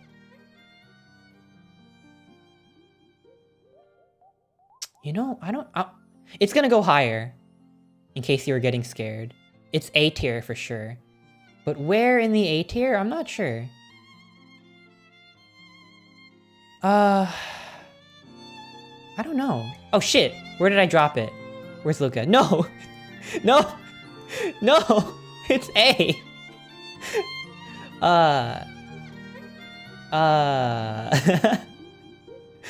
No. I like Luca a lot. I love Luca. But do you know what I mean? It is a very cozy, beautiful movie. The music, the looks, the aesthetic, the character designs, I love it so much. But Don't you think that it spent a little too much time doing that whole, like, the beginning of the movie was like, you better not talk to any humans. If I catch you seeing any like, that's like, how many times have I seen that in an animated movie? They did that in Coco. You better not play any music because we hate music. You better not see any humans. You better not cook any food because we hate cooking. Like, that's just such a, it didn't have to do that. I think it could have been framed in a more, like, interpersonal way, I guess. It just felt like they did that because they had to. And then they kept cutting back to the parents, and then the parents start dunking kids in water, and like, I don't want to see it from the parents' perspective. It's not the parents' story, but they kept going back to the parents. And they kept talking about the bike. I just wanted Luca to look at Alberto in a certain way. I just wanted them to like understand each other and understand that the friendship is nonverbal and it's like a summer friendship unlike any other. But instead, I just got a very, very sweet movie. I don't know what I think is missing from Luca, but when I watched it, I did feel like it was missing some kind of energy that I can't put into words. Maybe it's that, like, Ghibli chemical X factor. I don't know. Yeah, it did feel like a little like, it felt like, yeah, I can see the Ghibli, yeah. But it didn't hit me like Kiki's Delivery Service did. But then again, I mean, I shouldn't let Luca suffer because it's not Kiki. But then again, it also kind of felt like they were going for a Kiki vibe. Or at least like a... They freaking named the town Porto Rosso. Like Porco Rosso, hello? I don't know. I can't speak ill of Luca though. It's such a sweet movie. I think everyone should watch it. Yeah, Kiki's Delivery Service. It's a movie about, you know, it's a coming of age movie about like being a kid and growing up and stuff. And I think if Luca didn't want to be a love story, that it definitely is about growing up, because Luca's left the shore for the first time in his life. And I won't spoil what happens at the end, but he grows up, you know? Yeah, it didn't have the epic vibe. Where does B-movie go on a list? B-movie would probably be... I think I couldn't put it on the list. Like, DreamWorks campiness just feels so categorically different than Pixar movies. I don't think I could put it anywhere. I couldn't fit it between two Pixar movies. I want to put Luca...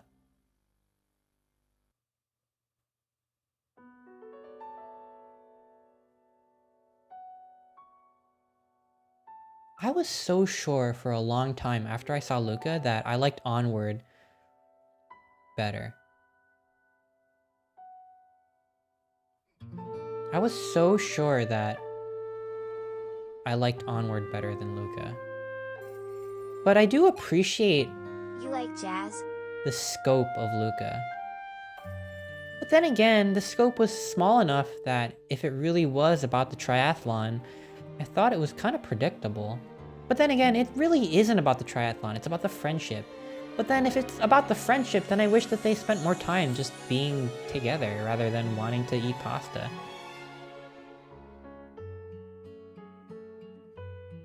I'm so torn.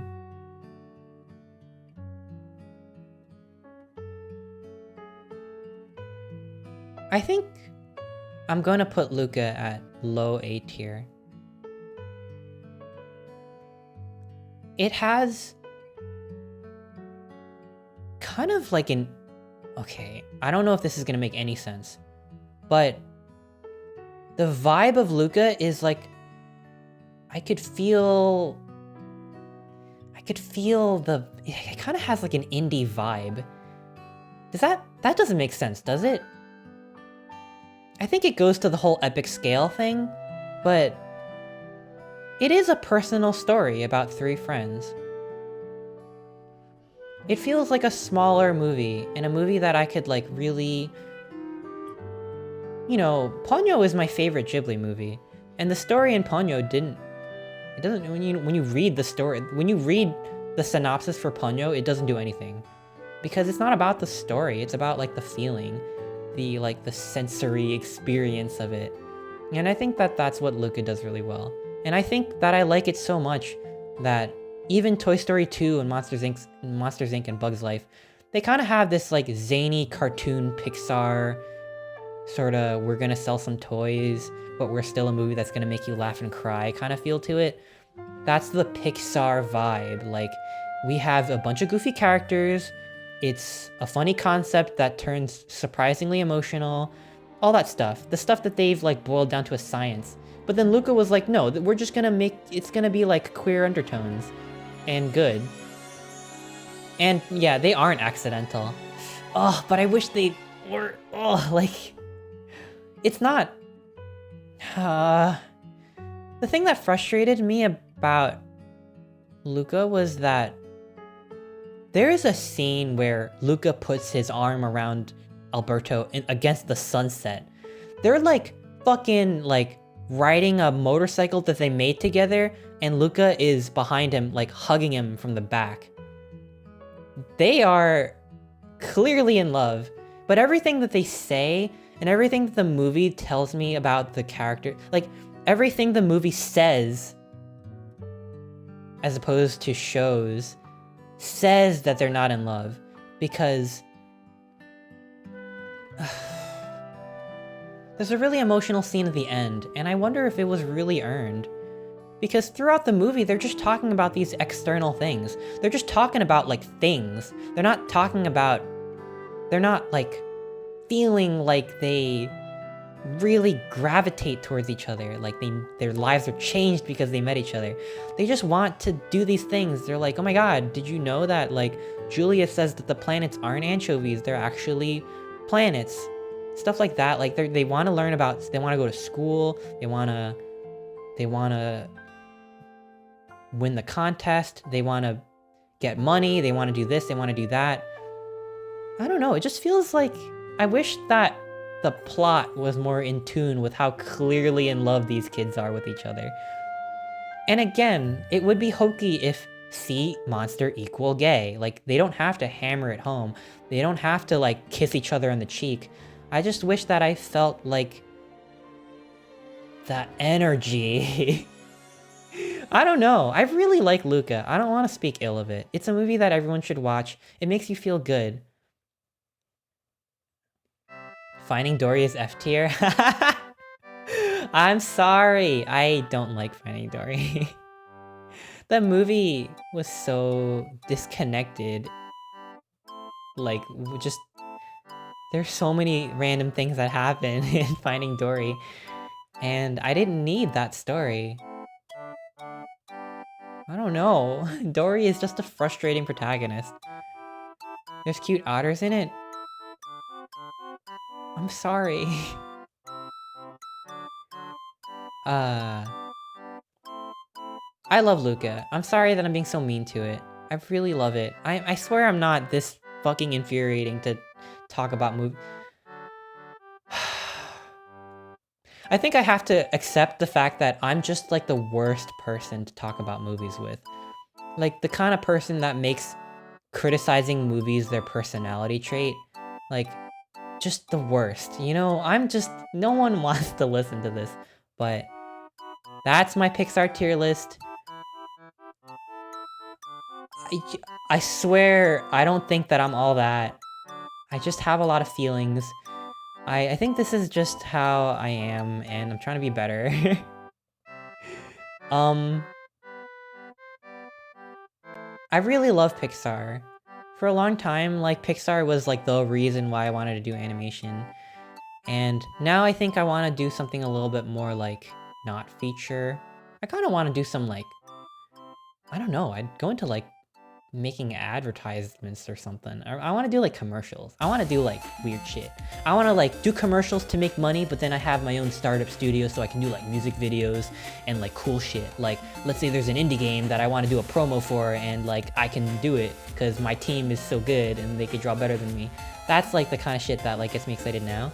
But growing up, it was just Pixar. I saw WALL-E like 30 times. I saw Ratatouille like 20 times. Over the Hedge is not a Pixar movie, but I watched that like 50 times because I had a big raccoon phase in high school. That movie kind of sucks, but I really love it. Yeah. I can't believe you stayed... I can't believe the Pixar tier list took me like 3 hours. But it did. Kung Fu Panda, oh my god, Kung Fu Panda. I really love Kung Fu Panda. Kung Fu Panda 1 and 2, favorite DreamWorks movies. I need to rewatch Shrek. I really do. But Kung Fu Panda 2, hands down favorite DreamWorks movie. It got so dark, and it like expanded on Po as a character. It expanded on the world. The fucking villain is like a badass knife guy throwing knives everywhere. Oh my god. And then there's that 2D sequence when Poe's fucking doing Tai Chi with the water droplet and he's learning about himself and he grows as a character. I haven't seen enough DreamWorks movies to do a DreamWorks tier list, but I kind of don't like Kung Fu Panda 3. I'm sorry. I really like J.K. Simmons, but I don't know. Kung Fu Panda 3 didn't do it for me. But Kung Fu Panda 2... Oh my god, the knives! They're throwing knives at each other? Oh! It's like Shifu found inner peace in the first movie. Boom! Po needs to find inner peace. Boom! Po finds inner peace. He's doing Tai Chi with a cannonball. Oh. Haven't watched 3? It's okay. Spiritually, it feels more like Kung Fu Panda 1. I think my main problem with it was that it felt like Po regressed into a more obnoxious character. Like, he was, like, lovably obnoxious in the first one, and then he kind of became mature in the second one. And then he kind of became all goofy again in the third one, and then the pandas were kind of goofy, and... I don't hate that he met his dad, but I kind of, like, appreciate that the goose became his, like... He kind of accepted his past and still loves his goose dad. I really like the goose. Yeah, I like Kung Fu Panda 3. I think it's just the least good Kung Fu Panda movie. Yeah, Ping! And Ping is like, the secret ingredient is nothing. I love that. Jack Black shined less, but which became more apparent when watching 3. Shine less? What do you mean by that? I really like Poe's character. Do a DreamWorks tier list? I have to watch more DreamWorks movies to do a DreamWorks tier list. I don't feel qualified. A lot of those movies I've only seen once. I will say, Boss Baby 1, I kind of liked Boss Baby. I really liked Boss Baby. It was stupid as hell. But I like Boss Baby. What? I like Boss Baby. I know it's super stupid, but I like it. Alright, okay. Really quickly, I want to see if there is a Pixar Shorts tier list. And we can just, like, power through that and we can call it a stream. Oh, yeah. Wait. Oh, I haven't seen these, like, DVD ones.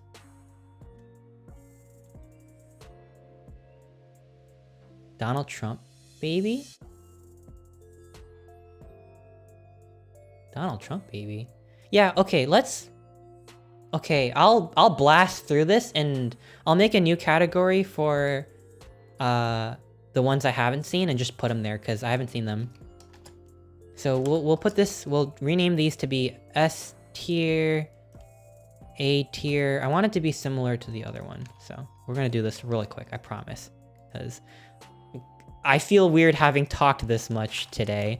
We're really gonna just play video game next time. I'm just gonna play a video game and it's gonna be so fun. Oh, and I'm really excited, but I'm gonna do a charity stream. I was just talking to a charity. I don't know if I want to... Can I say which charity? Probably? I haven't, like, signed the thing yet, so I guess I can't say. Or maybe I can. I don't know. I haven't signed it. Maybe it's gonna fall through. I don't think so. I want to do it really badly. But there's gonna be a charity stream on July 10th. It's gonna be a 5-hour stream, and it's for a really good cause. And there's a giveaway at the end of the stream. And it's gonna be super fun. I think it's gonna be really cool. I don't know what I'm gonna do. I don't know. But... I don't know, it feels less like I'm just streaming because I'm bored and lonely and more like, hey, we can raise some money and do some good. I don't know. I think that's really cool. I don't know what the giveaway is for yet, but they'll tell me. I think they budget it depending on how big the streamer is. Because I watched a really big streamer do this charity stream, and they had like a lot. I mean, they raised like a whole ton of money, and the giveaways were like a bunch of stuff. But, you know, I mean, I don't think it's not about the giveaway, but it's gonna be something really neat, I think. I don't know, it could be like a gift card or like a headset or like a, I don't know if it could be like a VR set or something. I don't know, I have no idea. I shouldn't speculate, but it's gonna be like a neato thing, and I'm really excited about that. I don't know why I mentioned it. I mentioned it because we need some community milestones, like, oh, we raised this amount of dollars. Now I gotta eat raw chicken or something. I don't know. I'm gonna ask Discord about that.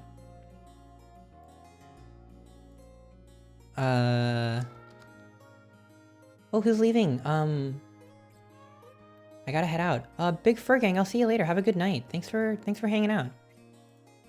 Whoops. Wait, A, B, C, D. Oh shit, it's so easy to get out of this. Oh, hey there, I'll see you later. Have a good night, have a good night. I'm gonna watch Luca again. Yes, yes, that makes me so happy. I do, Luca. I gotta give it another watch. I gotta watch it again. I wish I could one day make a movie with as much heart as Luca. A, B, C, D, F. Yeah, that's good. We don't need this one. How do I get rid of this? Oh, wait, no, this category is have not seen. Okay, here we go. Let's go through really quick. Auntie Edna, have not seen that. Air Mater, probably F tier, but I haven't seen it. Boundin', I've seen. Bernie. I think I have watched Burn E. Sanders, but I don't really remember it. No, I've watched Bernie. Yeah, we're gonna dump Bernie at like D tier. Okay. Boundin' I've seen. Day and Night I've seen. Doug's Special Mission have not seen. For the Birds I've seen. Miss Fritter's Racing School. Her name is Miss Fritter? Have not seen it. Jerry's Game. Oh, you know what we need for Jerry's Game. Oh, Jerry is a god. Oh shit! I keep screwing this up. Hang on. This needs to be... this needs to be S. And this needs to be God tier. That was just my, like, live 2D items folder. But I was afraid that it was gonna be something that I didn't want people to see. But then again, I don't have any, like, porn. So, I don't know what I was afraid of. Maybe, like, some film stuff? Okay. I saw Rousey. Oh, you want Rousey? Okay, here, let me give you Rousey.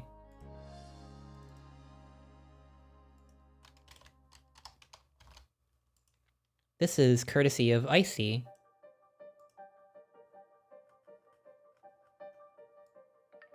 We can put Rousey right over here. Alright. Okay, what else haven't I seen? Mater the Greater? Are you fucking kidding me? How many Cars short films are there? Have not seen. Toy Story Toons, haven't seen. Heavy Metal Mater? What? How are there so many Mater films? Jack Jack Attack, have not seen. Kit Bull, I have seen. Knick Knack, I've seen, I think. Have I seen Knick Knack? No, I think I've seen Tin Toy. I don't think I've seen Knick Knack, or maybe I have and I've forgotten. Lava, I've seen. I forgot that that was Pixar. Lifted, I've seen. Lou. Oh, Lou! I have seen Lou. I forgot about Lou. Luxo Jr.? I don't remember Luxo Jr. Mater. Fucking Mater! Ugh! Mike's New Car. I might have watched Mike's New Car, but I haven't seen. I don't remember it. Monster Truck. Are you... Where are these Mater films coming from? Party Central, have not seen. Moon Mater. What? What? One Man Band I've seen, Partly Cloudy I've seen, Partysaurus Rex have not seen, Piper I've seen, Presto I've seen, Mater Private Eye. There's more? What? Pearl I've seen, Red's Dream. I think I've seen Red's Dream, but I don't remember it, so we're gonna put it here. What is this? What? I can't even read this. What does this say? Rescue Squad Mater. Oh my fucking god. I don't want... Ugh! Okay, Riley's First Date, I haven't seen. Oh, I have seen this one. What's this one called? The superhero one? I have seen it, I think. Have I seen it? I haven't seen Toy Story Toons. Smash and Grab. Why does that sound so familiar? I think I have seen Smash and Grab.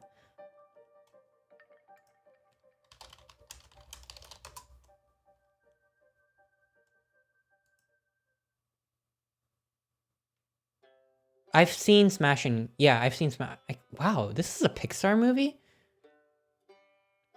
Wow. It feels very un-Pixar.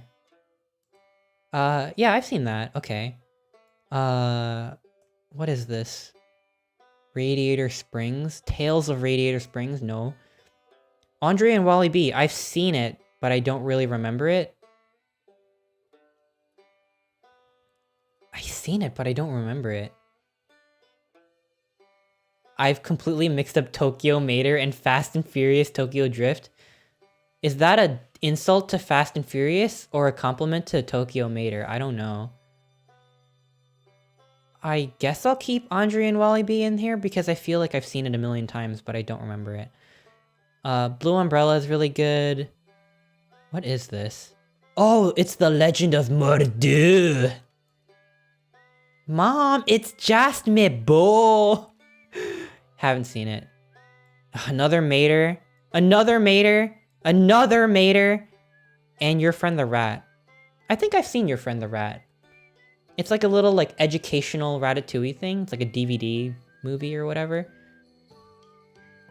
I think there's too much racing in Tokyo. Yeah, they love that like vaguely orientalist cityscape, right?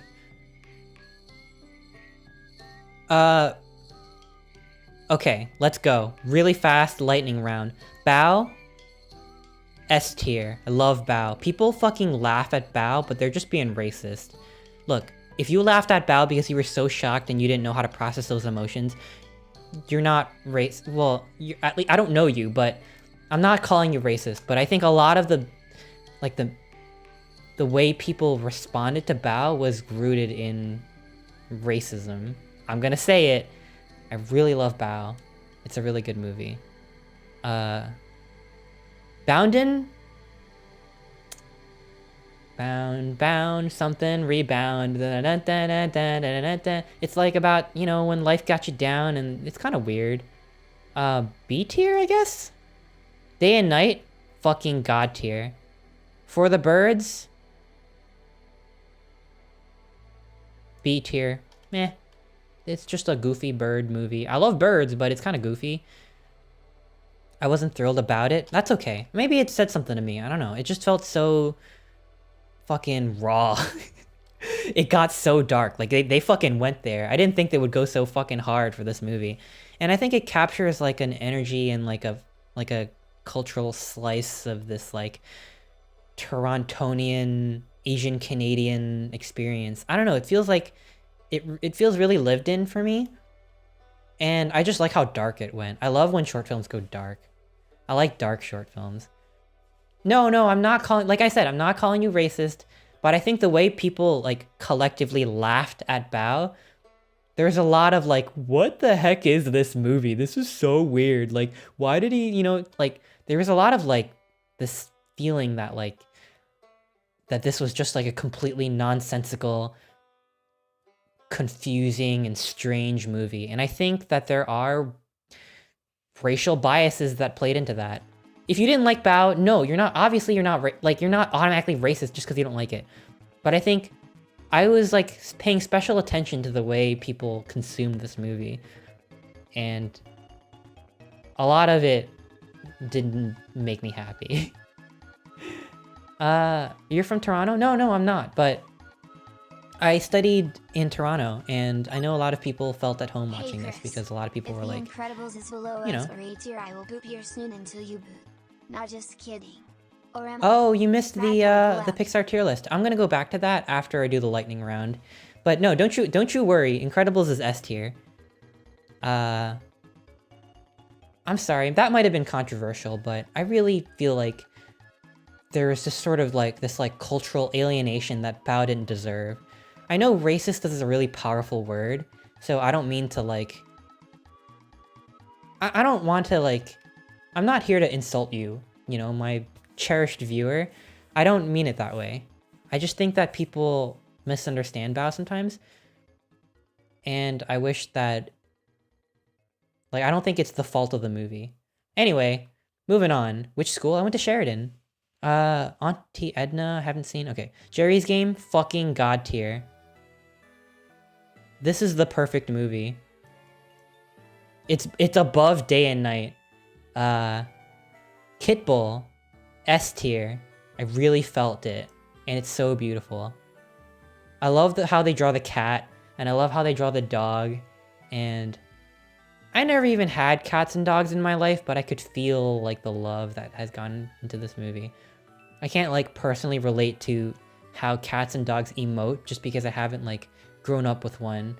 But like I could feel it. This is a really good movie. If you haven't seen Kit Bull, I think you can watch it online for free. It's kind of long.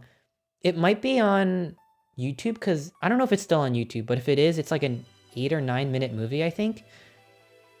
It's so good. If it's not on YouTube, it's got to be on Disney Plus. But it might be on YouTube. I watched it on YouTube. La Luna. Excuse me, oh my gosh. I'm so embarrassed. La Luna.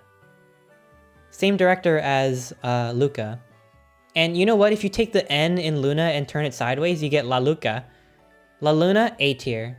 So cute. And I love that his eyes are little moons. Lava. It kind of feels like... It feels like an inauthentic Hawaiian story, right? Like it feels like a Hawaiian story written by a white guy. Look, I don't know if they had like a consultant or something about this movie, but it was cute. The big volcano was kind of like an incel though. C tier. Lifted? I don't know why I like this movie so much. I really liked Lifted. Maybe it's because I'm so bad at driving and it's like this alien driver's test.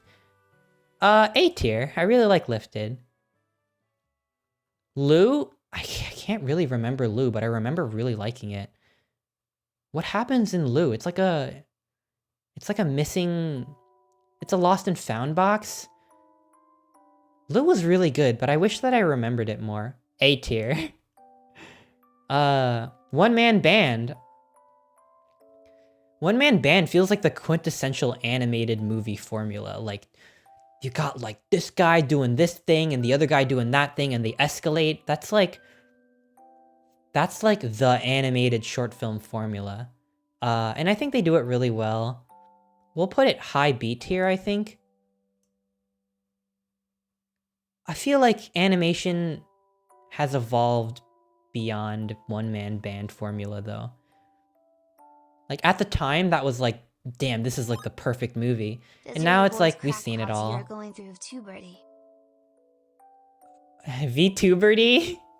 Oh, I mean, I don't know. Yeah, One Man Band, B tier. I'm happy about it being here. I remember really liking it for a long time. Because I thought it was so clever and funny. Partly Cloudy? I like Partly Cloudy. The alligator baby is so cute.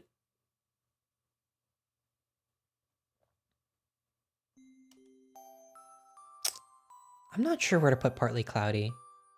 B tier? I feel like all these are just gonna be B tier.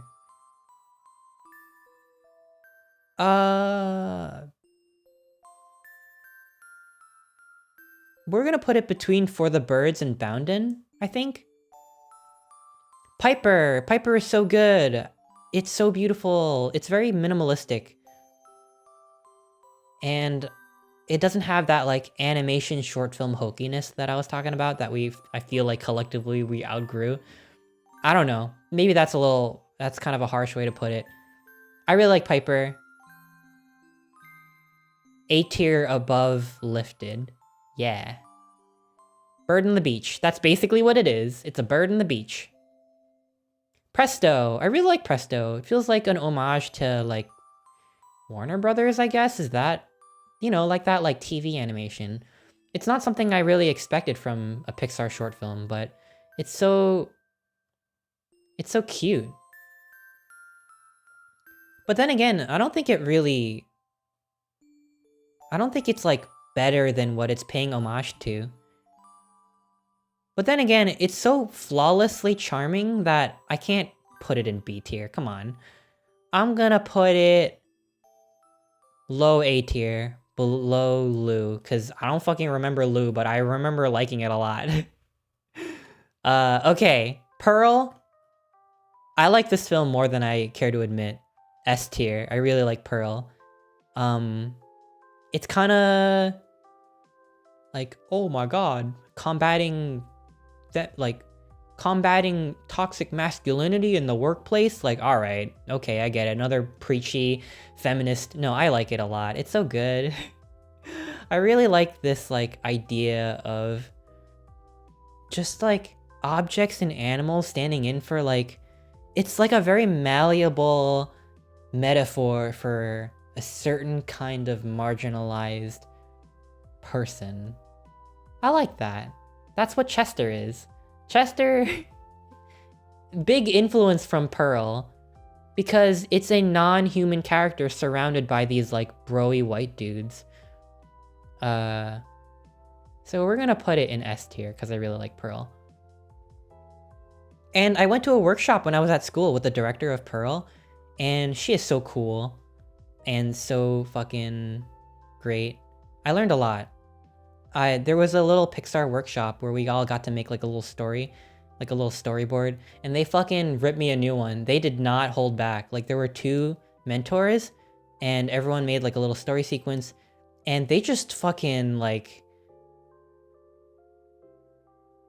I've never learned more, but also felt so completely like broken up and like criticized to the ground at once. It was really good. I learned a lot. They said my thing made no sense, but they were right, and they said it like everything they said about it was really good. I could see how they just like, I don't know how to say this. When you go to art school, sometimes teachers just don't get it. Sometimes teachers are too nice and they love everything you do and they don't give you any sort of substance to work off of. And sometimes they're so mean. Like they rip on everybody and they pick favorites and you don't learn anything either.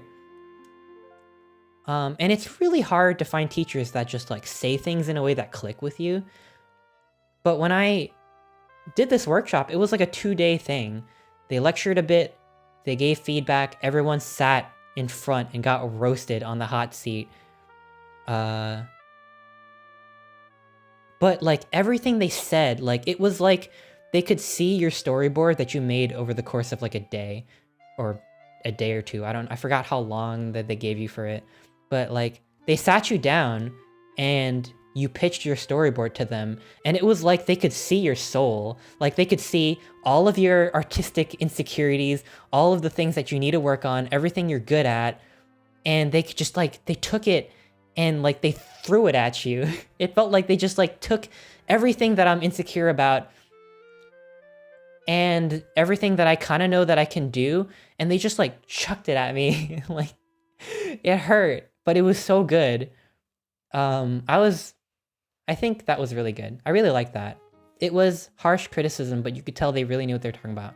And the director of Pearl was one of the people there, and they said that my art style is breezy and appealing. That was the quote. I'll never forget it. Pixar said that my art style was breezy and appealing, and that was before they tore me a new one and said that everything about my story was weird and didn't make any sense. But they said that my art style was breezy and appealing. Oh my gosh. And I know that they weren't just like saying it. They weren't just like padding it. Like, they weren't padding the... Sometimes teachers will like... They'll be like, you know, when sometimes you get criticism and the teachers are like... You could tell they just want to criticize you, but they're like desperately searching for something nice to say just so you don't feel bad. Sometimes you get the impression that they're just like, yeah, this is good. And then they just like criticize you. It didn't feel like that. When they said that my art style was breezy and appealing, that really made me emotional. Because Pixar is like my main inspiration, at least for a long time. That got me through how harsh the criticism was for my story. And then I took a lot of notes, and I think I learned something from that. I don't think that I could ever apply to Pixar. I don't think that I'm made of the same stuff. But I can sure put their films on a tier list as if I know better, and it just makes me feel powerful, I guess.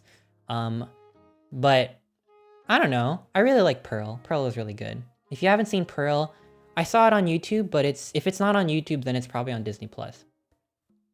It's a pretty short film. I think it's like somewhere between 6 minutes to 8 minutes. I remember watching this movie, but I don't remember anything about it. I'm feeling it to be like a high B tier. Smash and Grab, C tier. It was good. Andre and Wally B. This was like cute, right? This was like one of the old animations. I'll give it like a middle C tier. Blue Umbrella. I really like Blue Umbrella. I messed up saying that. I really like Blue Umbrella. I don't know why I like it so much. I think as a kid, I always, I'm like walking with my parents. I'm like a little kid. I'm holding my mom's hand and I'm walking through the streets. I always had my head on the ground, you know? Like I'm always like looking at the floor wherever I'm going or looking at the sidewalk. Or sometimes I just kind of space out and like look at stuff. And the way they personify the city as a character in Blue Umbrella is that they give them faces. Like they're the faces you would see if you're just spacing out and looking at like a building or something. They're all, we all see those faces. We all see them there. And they turn that into a movie, and then the whole city is rooting for this love story that's so sweet. And so like this umbrella just in love with the other umbrella, and they want to be together, and the whole city bands together to make it happen. And the people are not characters, but the city is alive. I like that so much. We gotta put that... I think we're gonna put that... Oh man, I don't know where to put this. I'm gonna put it... I don't know. I don't know where to put it. It's somewhere in the S tier, but I don't know where.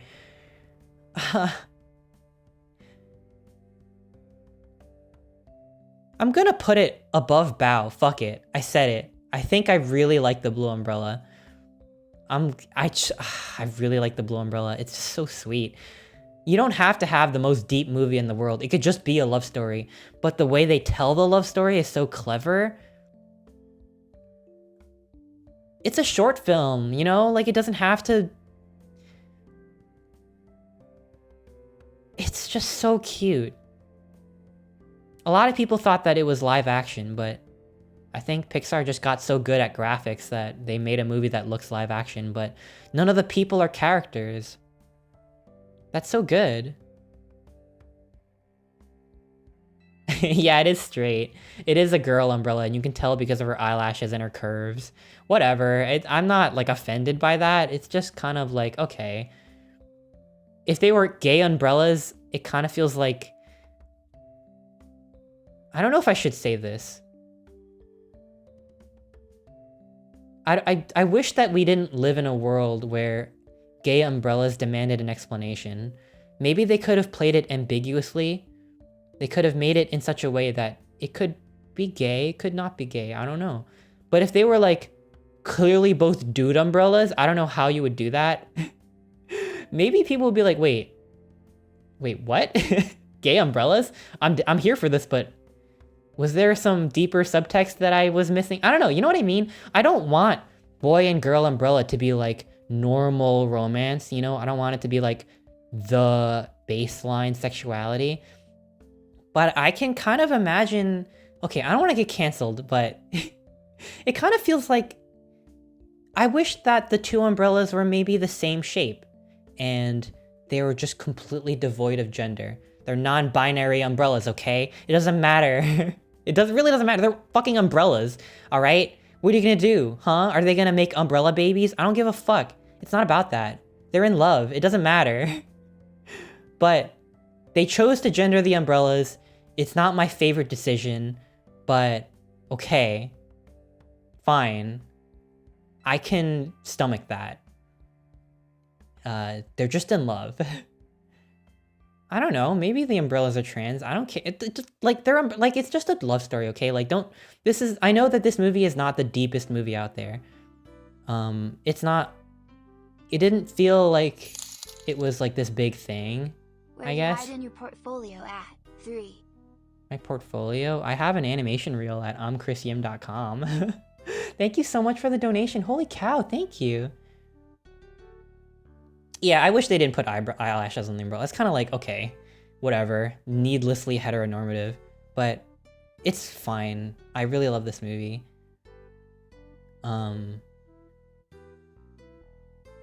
I wish that like this like gendered visual vocabulary wasn't built into everyone's subconscious. Like these two dudes from Night and Day, they don't have a gender, but you know when Pixar was making it, they're like, all right, these two dudes, all right? One, the daytime dude and the nighttime dude. But you know what? At least I can say that they're gay. All right. Tin Toy. The baby in Tin Toy is so scary. F tier. Your Friend the Rat? I really like Ratatouille, but Steven Universe did this better with the Gem Babies short that they put on YouTube. D tier, I guess? Is that everything? I think I saw Red's Dream, but I don't remember. We're gonna put it in F tier because it looks like shit. Look, I know it was like the first animated whatever, but I don't think it's great, right?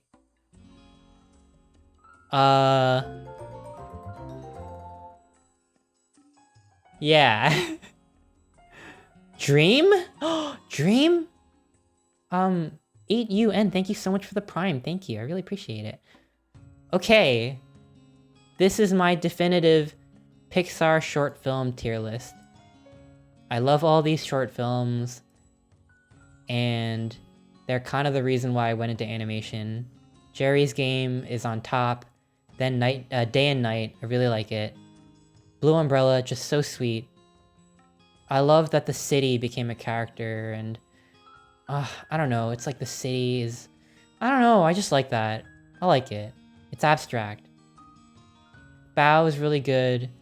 It got really dark. It spoke to me. Kit Bull, masterful, beautiful film. Pearl, I really like it.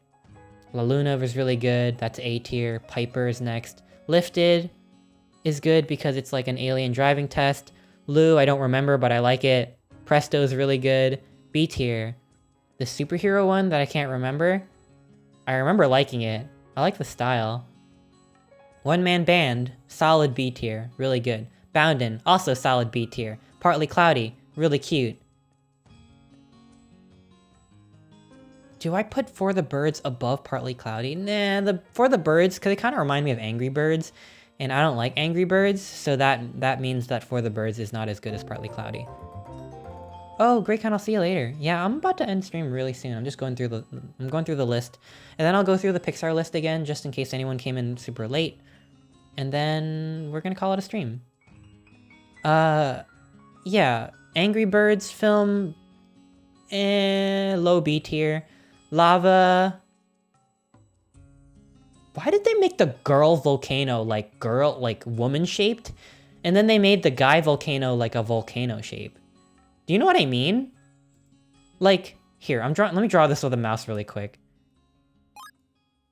Tintoy in F tier? Freaking blocked. Is it better? The baby was so scary. But it is cute. Maybe I'll move it up. Maybe I'll move it to low D tier. You know what? We're gonna move it to high D tier. There, you've convinced me. See? My opinions aren't... They're not set in stone. Okay, but like... Lava? How does it go? It's like, I have a dream that I hope will come true. That... da da da da da da da da da da da. Da, da, da, da. I lava you. It's kind of catchy. But like, the guy volcano looks like this?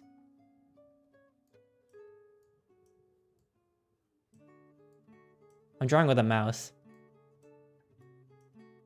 This is the guy volcano, right? He's like a real ass volcano. This is what volcanoes look like. And then the girl volcano is like, I'm sorry, she's like fucking, why does a girl volcano look like this?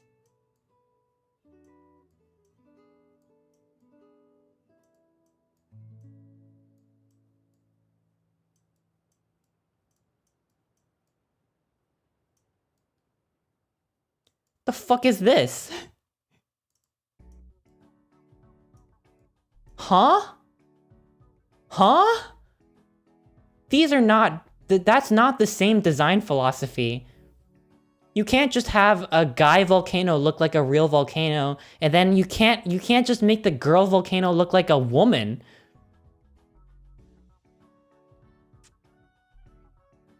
The fuck? You know what? I'm so angry at this. For that reason, we're gonna put lava in low D tier. Yeah, that's right.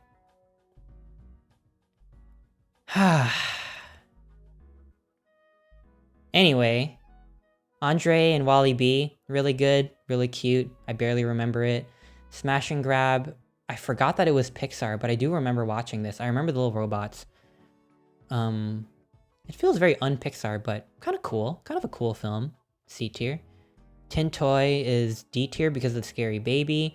Bernie and Your Friend the Rat are both like DVD movies. You're right. She is pretty hot. We're gonna put Lava in high D tier because of how hot the girl volcano is. I mean, they're volcanoes. They're both hot. Bye. No, I'm kidding. What am I, Loki? No, I'm not kidding, but okay, moving on. Lava is high D tier. Tintoy, Scary Baby, these are DVD movies. Red's Dream. I know I watched Red Dreams, but I don't remember it. And everything else is whatever. Okay, there's my list. Let's go through this one more time and then I'll call it a stream. Jeez, I've been streaming fucking talking for so long. Oh my god. Thank you for hanging out. I don't know. I feel weird talking this much. I mean, I clearly like talking. Obviously I like talking. I've been talking for so long. But then, I don't know. I feel like an asshole. So I like that she stuck around. Thank you for that. The Sandpiper is an S tier Sandpiper? Oh yeah. Oh yeah. Hi, Webster. Yeah, the Sandpiper... is a really cute bird. And my mom really, really liked Piper. She was like, Finding Dory sucked, but Piper, that bird though, she's like, you know, you can learn a thing or two about Piper. You gotta like not be such a fucking pussy. She didn't say it that way, but she was like, you know, you're kind of a weenus, and Piper is a film about like facing your fears and growing up. So she was really insistent that I could like watch Piper a few times and like absorb. She was like, Piper was really good, right? Like you should, you know, you want to like watch it again? Like Piper, you know, that's what you got to do in life. I'm like, whoa, mom, what the heck? So my mom would probably put Piper in S tier because she thinks that I'm like, mom, I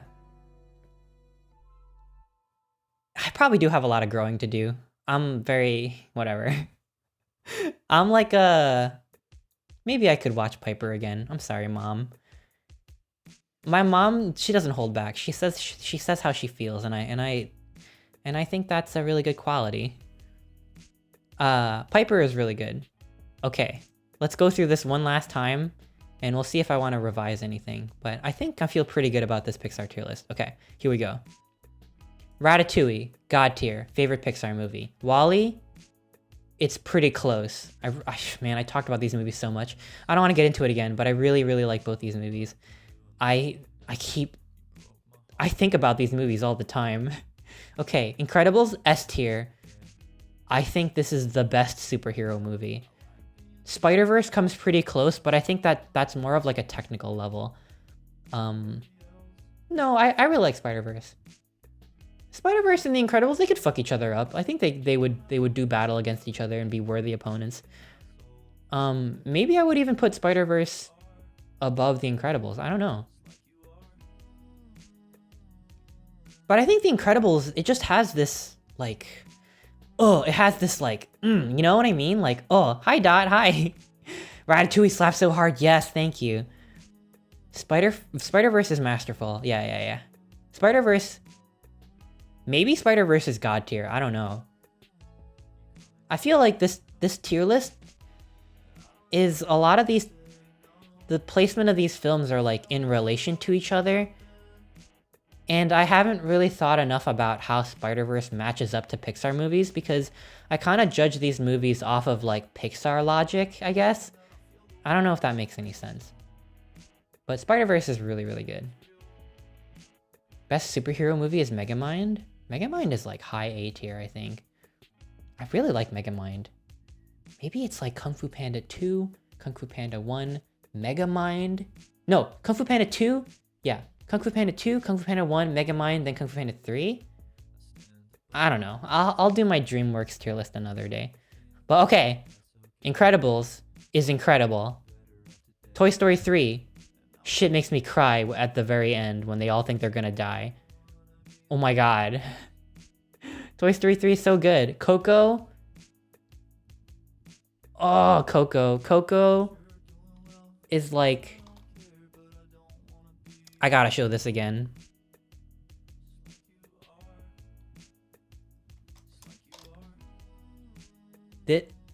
Coco is... This is how I feel watching Coco, in case you missed it. Gotta turn this up. I could watch this all day.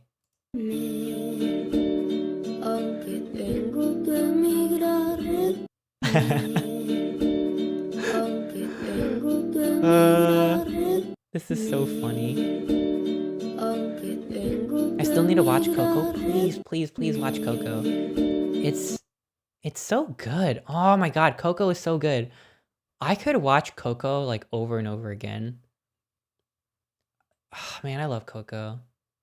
That scene at the end, it's like so perfectly shot and so perfectly timed. I was like at the edge of my seat and like I got tears flowing down my face. It's probably the Pixar movie that I cried the most watching.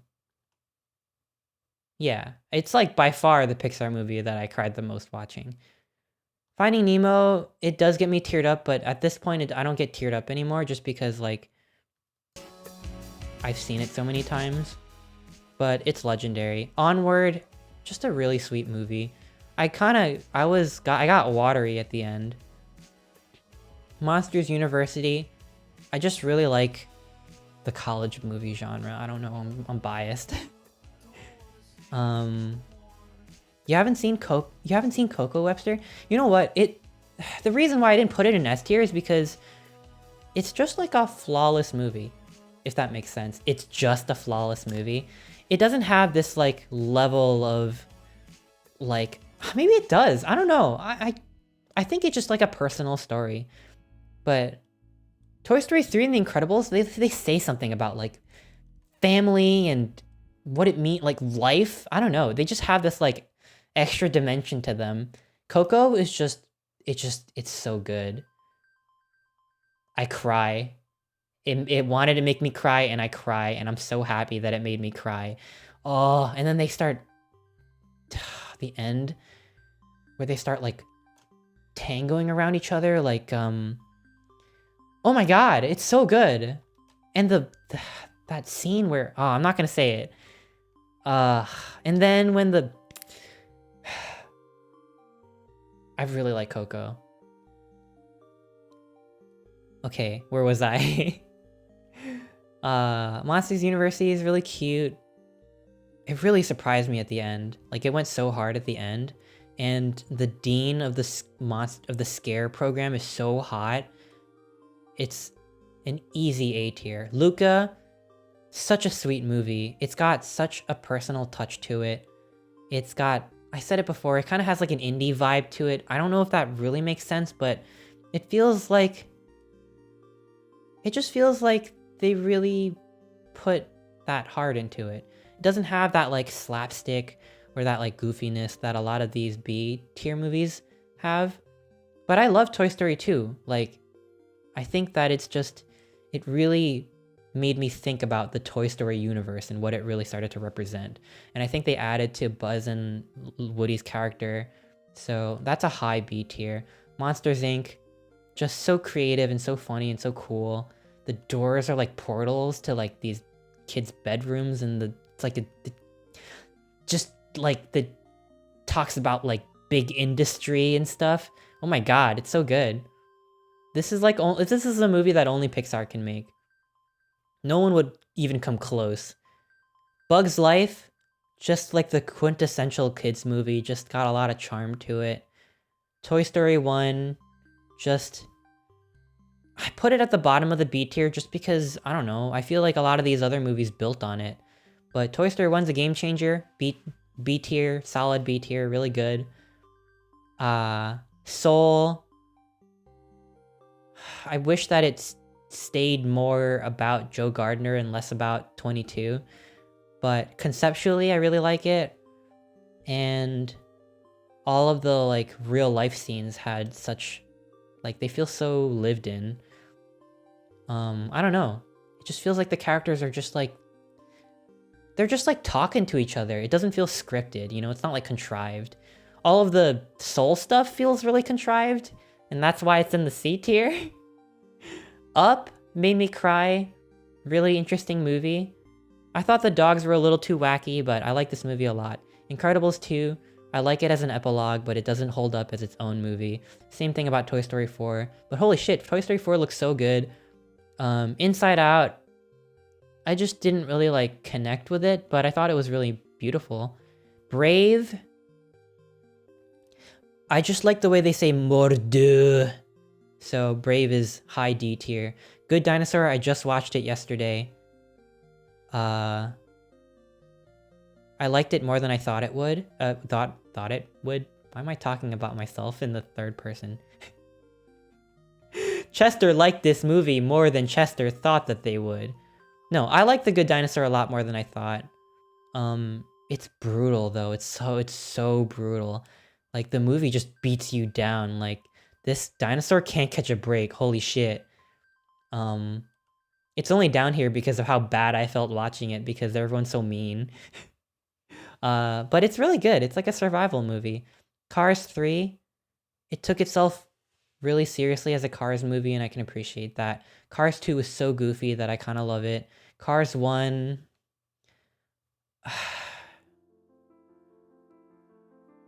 I wish I lived in a world where, even though I like Cars 2 and 3 better, I wish I lived in a world where Cars 1 didn't exist, because I just feel like it just doesn't have to. I wish that there were people. I want to see like a cool racer guy movie. That way I could be really scared that the person inside the race car is going to get hurt. I think that would make the movie better. Just like, feels more human, I guess. Like, literally. Finding Dory. I know it has cute otters, and I like the whole aquarium thing, but Dory is just a frustrating character to follow. Everything she does doesn't make sense. Everywhere she goes, she literally just remembered it due to a flashback that just got triggered because she saw something. And nothing happens in this movie that feels like it makes sense. Like, things just happen, and then this happens, and then this happens, and then this happens. I don't know. I felt like I was losing my mind. Cars would be S tier if they kept the body horror dream sequence. Yeah. I'm sorry, I'm dragging the stream on longer than it should, but you guys know about the Cars theory, right? The cars used to be people theory.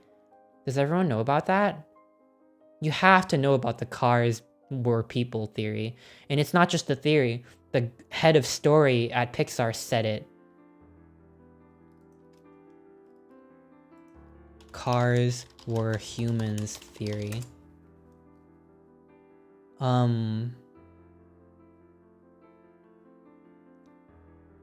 If you don't know about this, it might just bump up Cars in your tier list. So this is not canon, but it's an idea that someone at Pixar said would be a cool idea. So it's not just like a left field thing. It's not like, oh, Pixar multiverse theory. Did you know that the batteries inside Buzz Lightyear are by and large? And did you know that like Linguini's underwear is The Incredibles? No, fucking whatever. It's not like a fan theory. This is like a real ass thing. I think it's like a meta narrative thing that makes Cars more compelling to me. Here it is.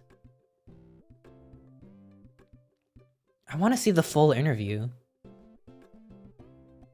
Here, hang on.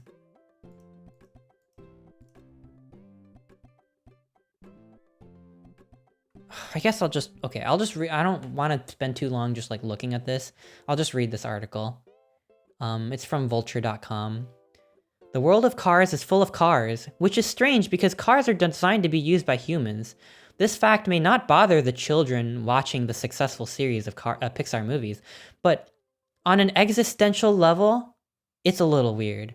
Where do these vehicles come from in the absence of human design? Why do they have doors if there are no people to step into them?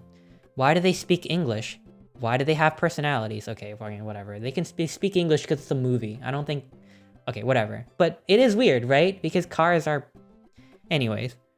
Screen Crush's Matt Singer heroically confronted the Cars universe's creative director. So this is the creative director at Pixar, Jay Ward, who recently wrote a book about cars. With the question of where these cars might come from, and while Ward insisted that his ideas were in no way Pixar canon, he did have some horrifying theories.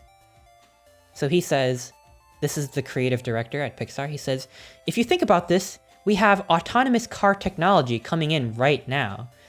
In getting to the point where you can sit back in the car and it drives itself.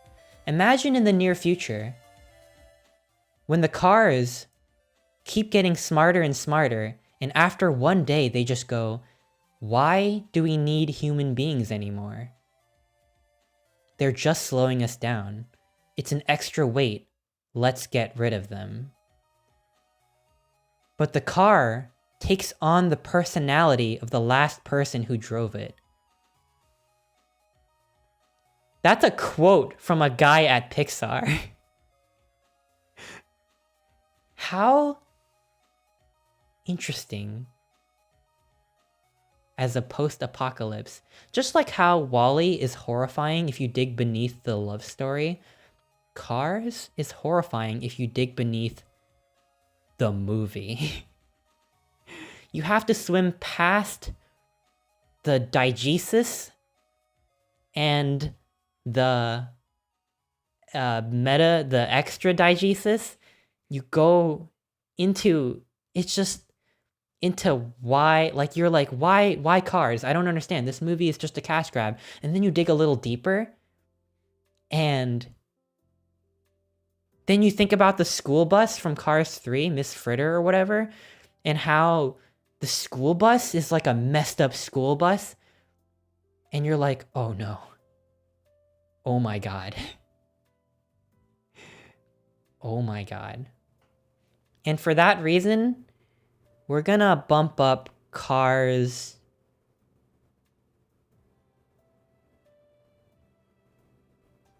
We're gonna put Cars. I'm actually gonna leave it. Because I like this tier list. I really think this is how I feel. Yeah, we're gonna put Cars in, like, wait, hang on. I think I'm messing up D tier. Add a row above D tier. And we're gonna call it, I think we're just gonna call it, like null. It just doesn't... I don't like these movies, but... And I don't even think I would want it to be canon. I think if Cars became like a weird sci-fi, like Assassin's Creed was like... Look, I never played Assassin's Creed, but I know that it's like a big history thing, and then it's like... It's a sci-fi. It's like, that kind of sucks. Just commit to the genre, you know? We don't need these like self-referential, self-aware movies that just becomes, oh, it's sci-fi. So I think if this was canon, I think that it would make the Cars movies less good. But I think the fact that it came from Pixar and is not canon makes it better, you know?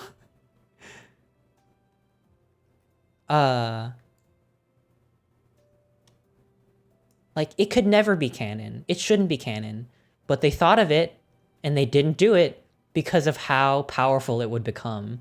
It's like, I'm scared of the movie that Cars would have been if this was the actually part of the movie, but it's not. Thank God. So we dodged a bullet, but that means the movies are bad. But it's like, the movies are bad, but like, it's like the movie sacrificed itself to save us from what could have been. You know what I mean? Like, how, like, in a world where the Cars universe was a post-apocalypse, that is a scary world to live in. But we don't live in that world because they took one for the team, because the Cars movies are bad. Yeah. Anyways, that's the end of the stream. Thank you for listening to me talk for more than 4 hours. I can't form sentence anymore. What if Chester could turn into a car like Turbo Teen? No! It's like, no, don't turn me into a no!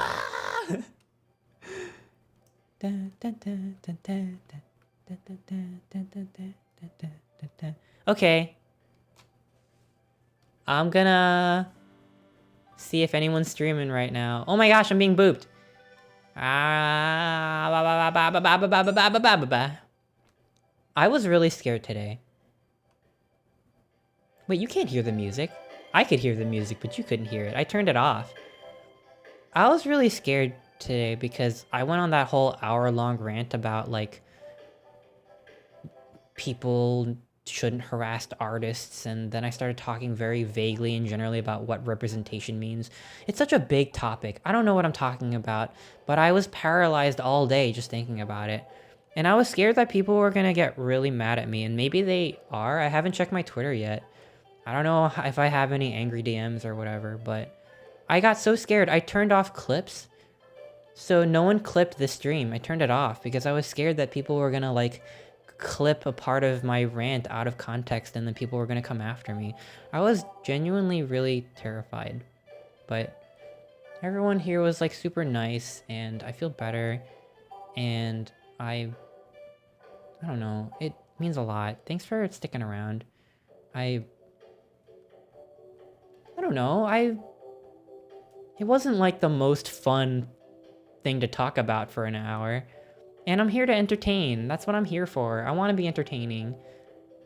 I couldn't stop thinking about it. Anyways. Okay, anyways, I'm stalling. Let me go on Twitch and see if we can raid. Have a good oh, Tuffy, have a good night. I'll see you later. Yeah, I'm gonna end the stream too, so I hope that everyone has a good sleep.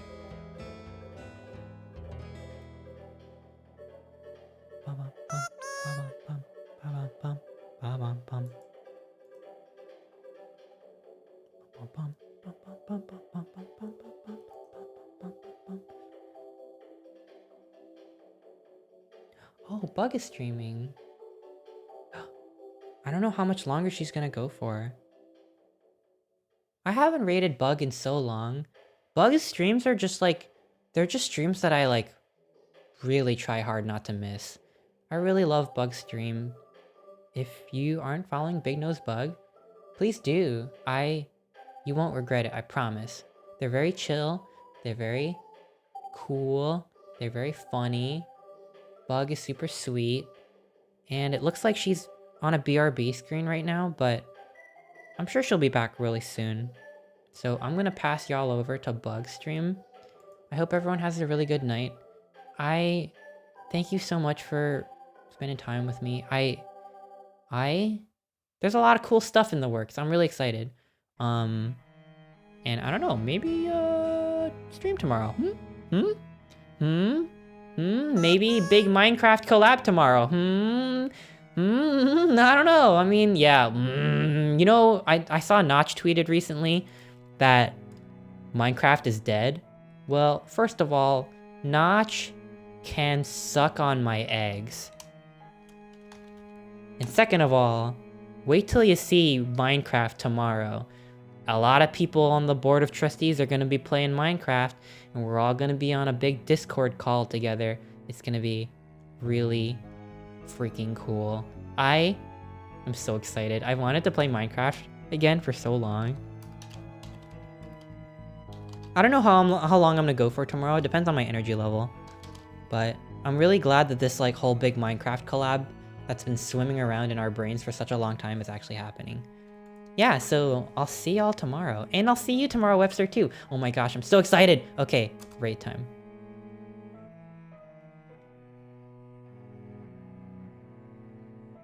It's gonna rule.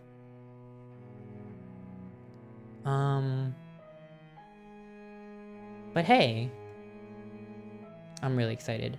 And yeah, I should shout out to, really quick before we end, shout out to Core de Monkey, the host of the server. Wait, let me just make sure I'm spelling it correctly.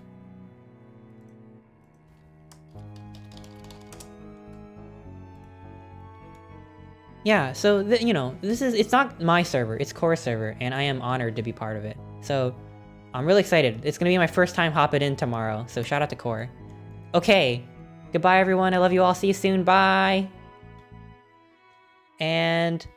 Hey, it's Fred, bye, gotta go to the nose, see you later, bye! Okay, see you later, bye.